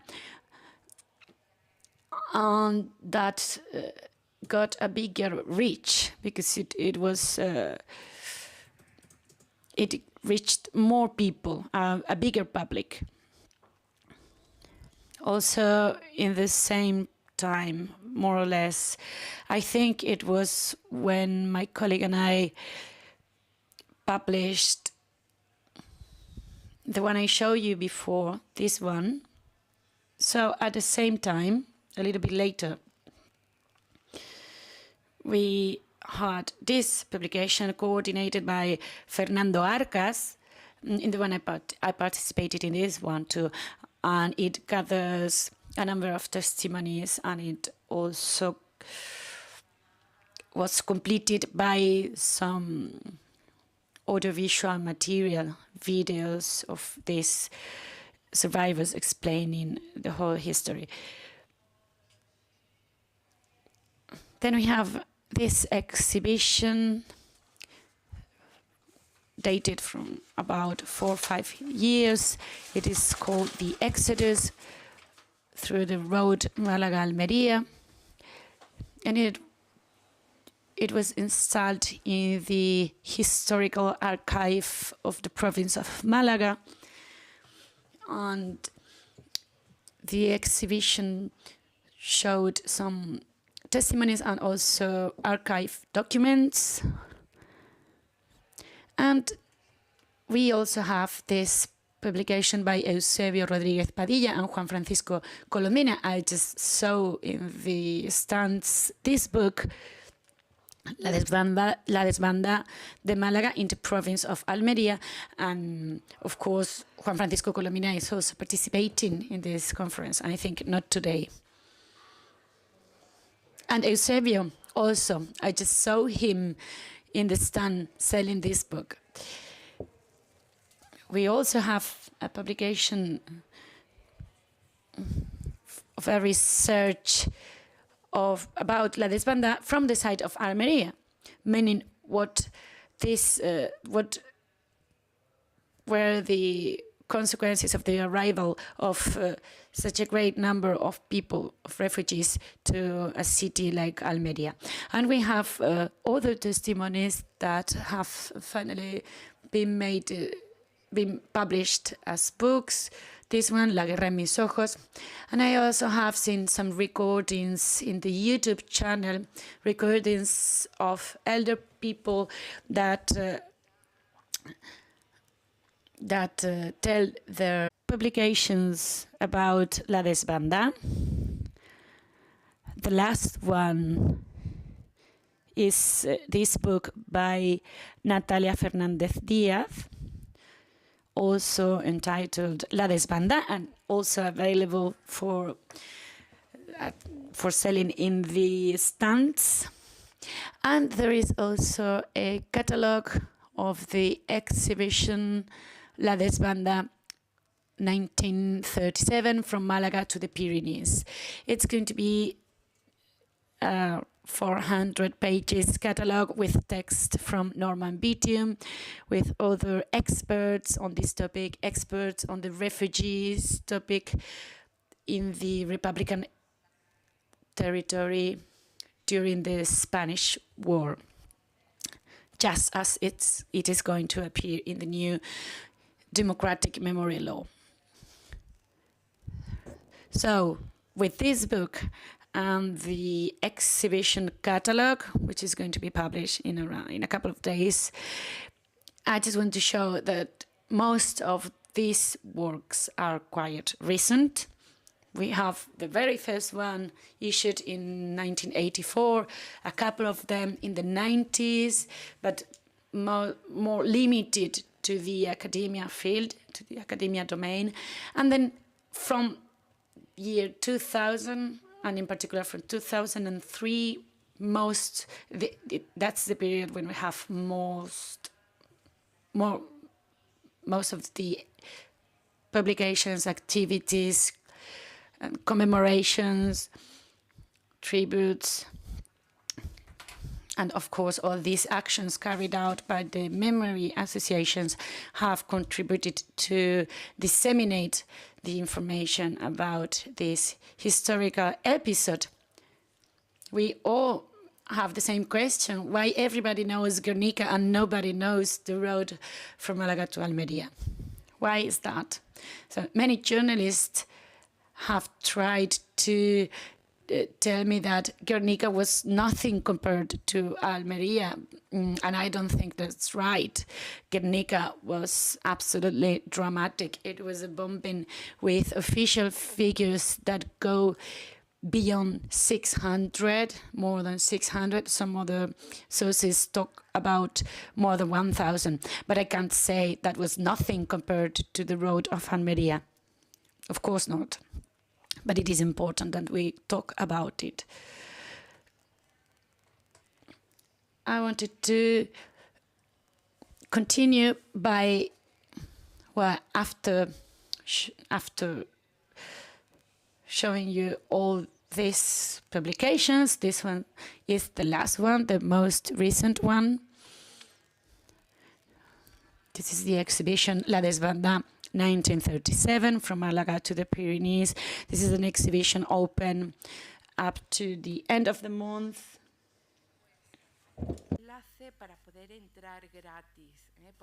And you also have a possibility to go in for free, because Unicaja, which is the bank hosting the exhibition, wants to charge a fee of €3 to get in, but if you go to our website, you can get a ticket to go in for free, actually. So I think probably in the audience there is people who has already seen the exhibition, because well, it is focused on the Kappa photo pictures. We have some models of boats and planes, and it is mainly an aesthetic focus for this exhibition. And we wanted to highlight, instead of focusing on one person like Norman Beaton, or instead of focusing on military aspects, we have wanted to highlight all the social aspects, and in particular the gender approach. So we give a great importance to women and children, because the role of women in keeping alive the families was very, very important. And I want to explain something else about this episode in order to show you how we develop our research actions. This has been a really difficult task, and we have put a lot of personal effort and personal will on this. Yesterday, Fernando Martinez, in a conference of didactics and historical memory, the new law is going to ease things for the researchers, but we'll see. Anyway, you can imagine how difficult it was to start researching on this topic in the 70s, because we didn't have a national policy, of course, and all we had was the personal will. So we had to start little by little asking to the people in our context, and we didn't have any money, of course. So we start working with oral sources. We visited the archive of Salamanca. We searched in institutions of hosting institutions. So in every municipality of the whole east of Spain, Catalonia, and then we searched for the registries of the people who arrived at every municipality. And sometimes the people from Malaga, there are several pages of names of people from Malaga. And then later on, we could also see which was the budget for weapons. Weapons was the very first, the most important part of the budget, but then we have the second priority in the budget was the assistance to refugees. So in the East, they gave a great assistance to the population from Malaga, arriving to Almería and then later on going into the north. So all the archives of the civil governments, we found some letters between governors, and they ask each other, do you have children for Malaga? Or do you know if you have the parents of these children or whatever? So we started working from that information available on the civil government archives, which are usually in the provincial archives. But there is a last archive-related dimension, which is the access to military archives. The access to these military archives has allowed us to see the road from Malaga to Almería as a way of punishing, like a single punishment, or this one being accompanied by other main accusations. And more precisely, that is what I was studying at this time, and I will explain it to you briefly, because I think I just have like 5 minutes left and the conclusions. The first thing that we studied in Malaga, the capital city, how this city multiplied its population when they were receiving people since the very beginning of the war, July, and the last days of July. We have groups of people coming from the region of Antequera, also the western areas of the province, also the Ronda mountain ranges, the field of Gibraltar. The other day, Al-Galbani, a professor at an institute in Cádiz, he read his doctoral thesis on refugees in the field of Gibraltar. So we saw how Malaga creates an accommodation committee. This accommodation committee was presided by a very young teacher, Lina Molina Rivero, who in our catalog, you can find her life story, because she wrote her memoirs as well. Well, this accommodation and welcoming committee had to open houses that had been abandoned by people from right political parties, people that had left Malaga, and Malaga could use this in the first few months of the Republic. We studied how they opened convents, churches, and finally, and when they couldn't do anything else, the cathedral itself. And not without protecting the different chapels to prevent, to avoid some historical deterioration. So in the cathedral was the refuge, the biggest refuge. What people during those months, people died of died because of bombings. Something like 230 people that were dead because of these bombings, and they also died because of diseases, epidemics, with meningitis, bronchopneumonia in refugees, and also mainly in the cathedral. And we could see that that was mainly boys and girls that came from the Ronda mountainous areas, the most western areas of the province. Then we studied why they, thanks to the different testimonies, why people run away They ran away because the refugees that came to Malaga, according to the Welcoming and Accommodation Committee, 60,000 of them, they came here telling their stories, what they had lived through in their villages, what they have heard from others, and that scared the population totally. They were very worried about the daily bombings and the lack of supplies, things like food, medicines, etc. So the evacuation was totally disorganized. Why? Well, there are several interpretations, historical geographic interpretations of this.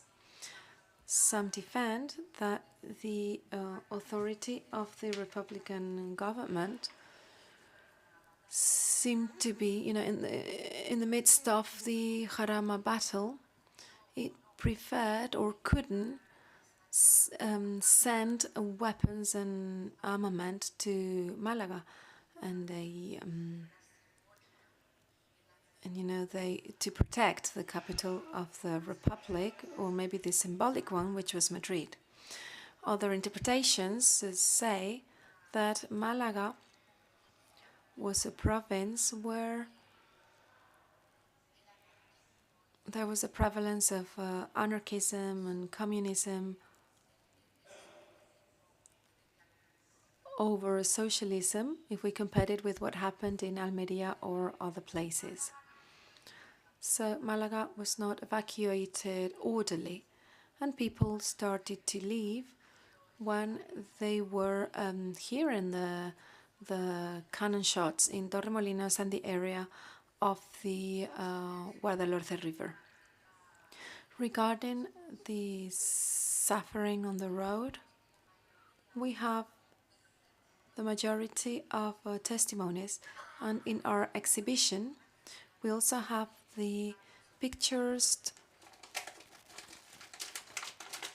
taken by the driver of Norman Beatty ambulance, who took great pictures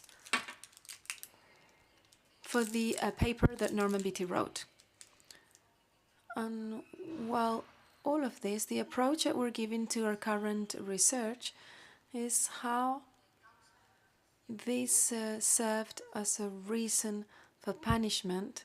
So first we have the purges, so to speak, in the official jobs. For example, the council, the local government, because there was a disposition by the technical committee of the state that said that everybody that left when the saving army arrived had to be purged. So, in this way, also apart from the ones that had had some kind of activity in the Popular Front parties, or people that, even though they were not working during the Popular Front times, they were promoted during this stage. Those were the three reasons for purging. In the Council of Malaga, 150 people or 160 people were purged by this reason. But we have also discovered how the governor of Malaga, to the patrons, gave them the possibility of getting rid of them if on the 8th of February they had not gone to work, if they had escaped through on the road of Almería. Some of them claim, and most of all teachers and council workers, they said that it was a particular reason, that they were not there because they had gone to look for their children that had disappeared, and that also reached the military trials. They studied 155 processes, and I reached some conclusions that I'm going to sum up for you. The majority of those processes in which the main reason was to have escaped, or the secondary reason would be to having escaped on the Almería road, there is a majority of people from the province of Malaga, 58%.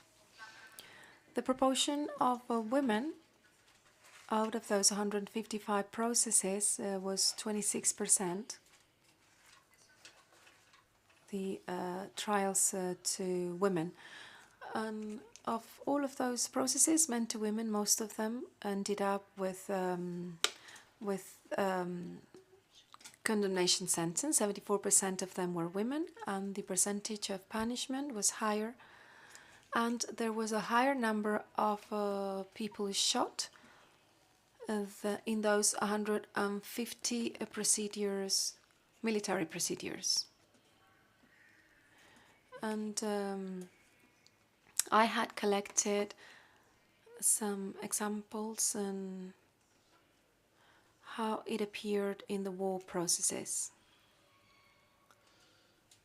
Here, Eusebio, who was in charge of the archive, well, he can recognize it very well. I have information also on the case of Malaga. At the entrance of the national troops, it left to Almería, and then it spent a couple of days in Almansa. So through the processes, we can see the way that the refugees followed. And this is the trial of a woman who was taken because she had offered coffee and food to some refugees. And in Cristóbal Cano, it said a young field worker who was 18 years old, who had appeared in Vélez de Benaudalla with his brother, were taken to the jail of Motril.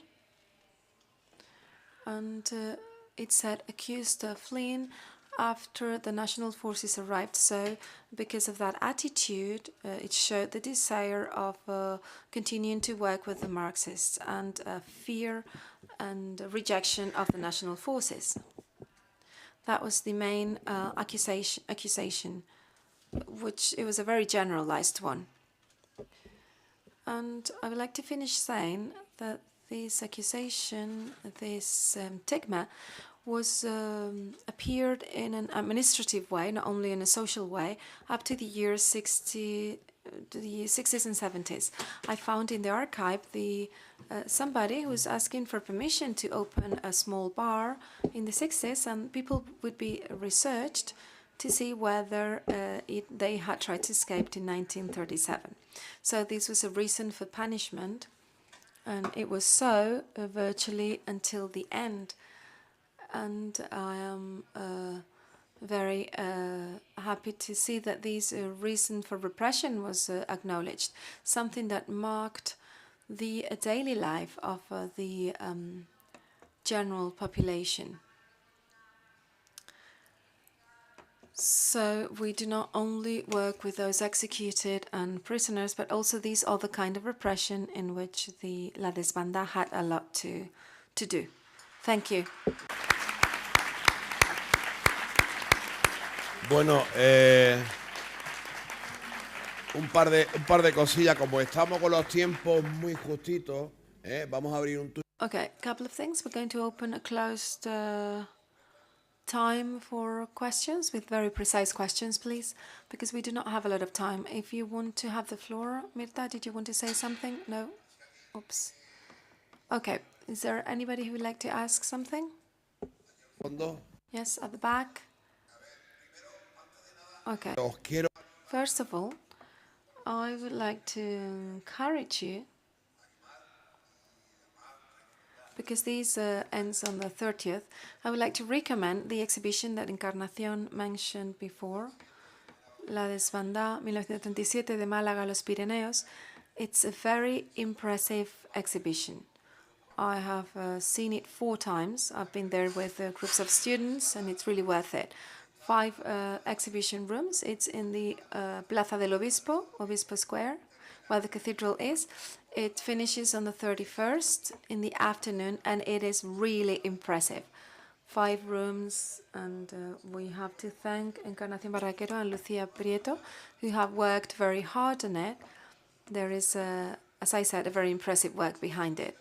Something that caught my attention was seeing original documents. They are in some glass windows, and we would like that to be digitalized so that that can be so that everybody can access it, because there are those people denying all of this. And we made reference to an old comrade that I don't want to mention his name, somebody who said that all of that was a lie. Well, one of the documents that we have there is the Baleares Vitacora. And whatever says there, it's something that they wrote themselves. So it's nothing that's been invented. And in one part of it, they talk about projectiles, timetables, and that they were bombing the general population. And that is something that the official report of Baleares is showing.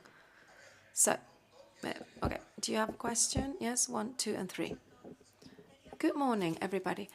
First of all, I wanted to ask Mirta, when you talked about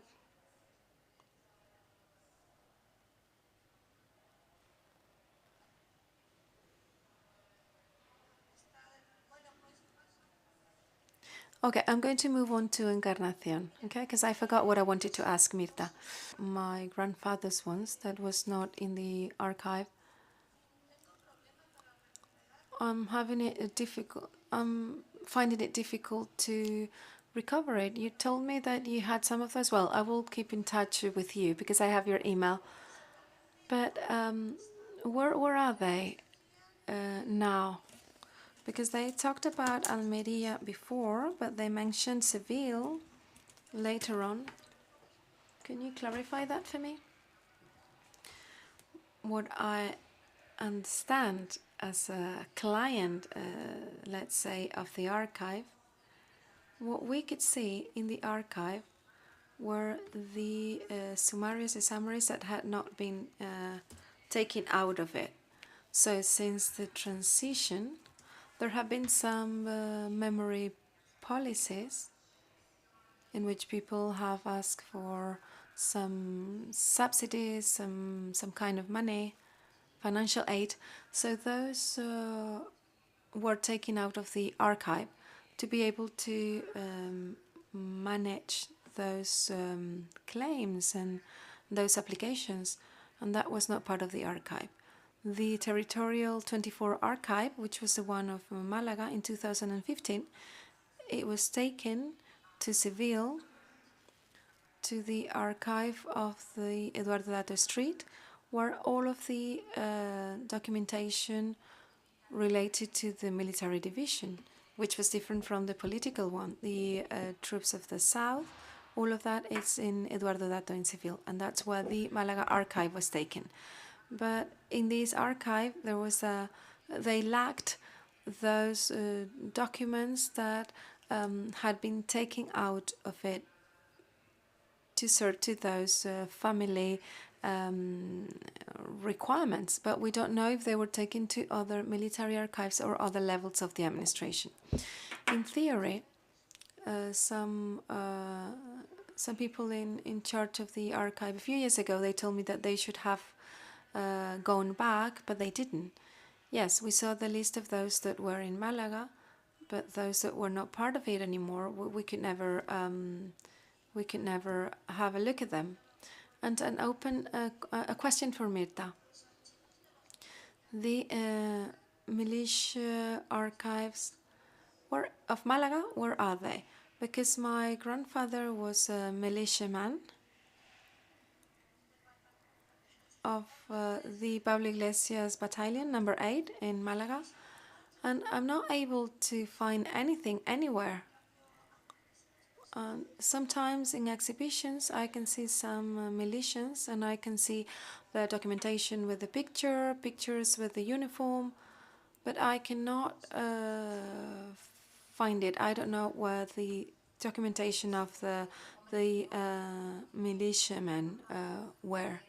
Well, I haven't worked on it monographically, but I have found in Salamanca, there is a lot of documentation regarding the first few moments.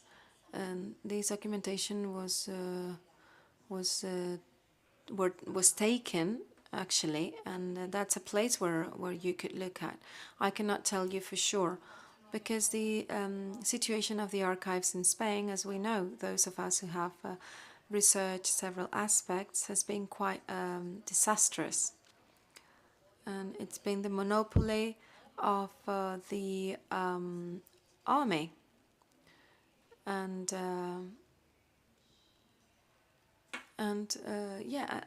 is actually military documentation is still military. It still belongs to the army.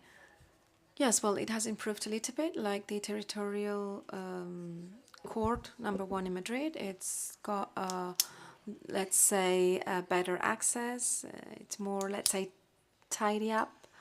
But it's in their hands still, yes. One more question, please, because we're running behind schedule.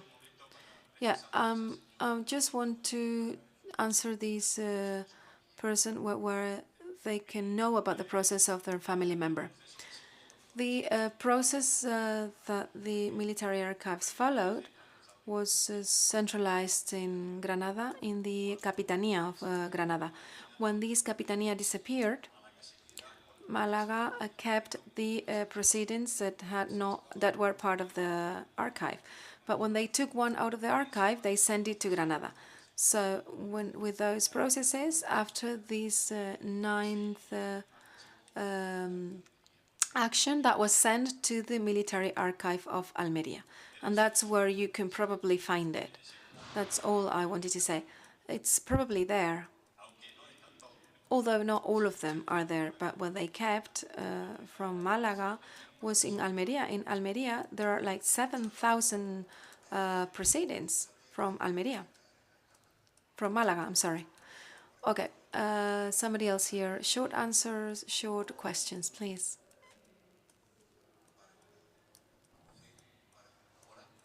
Hello.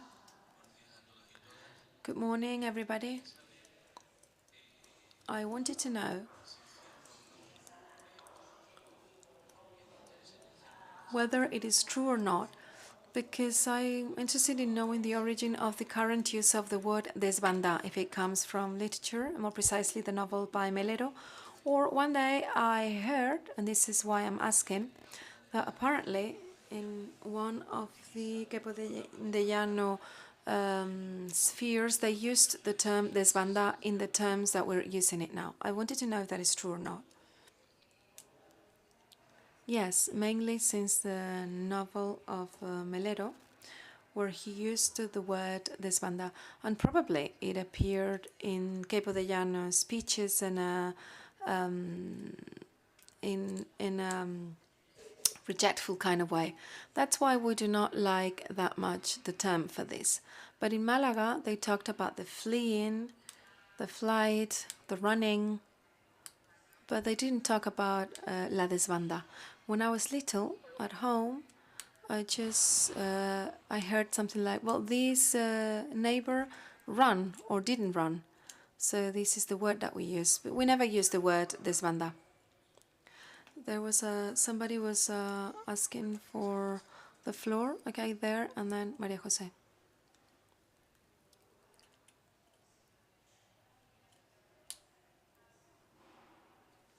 Quería preguntar si... I wanted to know if there is information on the things, you know, the robberies that happened in the families. I'm from Campillos. My mother, when they came back, they found that they had stolen everything from her home. She could recover her house, but she couldn't recover her animals in those circumstances. You know, that's why I wanted to ask this question. Yes, this is another topic that apparently they say that what Fernando Martinez said, that it's part of this democratic memory law. they established other repression mechanisms, like, for example, political responsibilities. And in the Provincial Historical Archive in Malaga, they do not keep all of them, but they keep some tens of reports. I don't know if you've tried in the Provincial Historical Archive the political responsibilities and goods taken. That's what was called before the political responsibilities, and that is the economic repression that is part of the physical repression, and that meant taking and stealing people's homes and establishing an economic responsibility for what they had done. Generally speaking, those fines were paid by the women of those that were caught, and some of those fines were very significant, and they were more than 1 million pessetes. But most of them were from 0 to 500 pesetes that, were very harmful to the families. And when they came back, sometime later, whether because they had fled and they had been cut at the level of the road of Almeria, and they had lived through the first experience of the strongest repression, and when the war finished, when they came back from different points of the Republican Spain, that's what they found. They found that they had officially taken their houses, or maybe neighbors had done it particularly. And how can you give that back if you recognize that all of that was seized, money seizures and money taken from companies? As Fernando Martinez said yesterday, many of them were given back in the 50s. I'm talking about companies, but maybe those particular private thefts were more difficult to claim nowadays, because you do not claim it to an organization, but a neighbor that you had to live with for a long time. Yes, okay. No, I'm going to be brief. Yeah, but we have very strict timetable for lunchtime. Good morning. I wanted to ask Encarnación if it's true, or if it's a part of a legend, if it's true that that officially the rebel group gave a couple of hours to the regulars and the Moroccan troops to... I'm sorry, but I didn't get the last word because of some sound interference. Yes, that is true. They could steal. There is a book that talks about it, and it's the participation of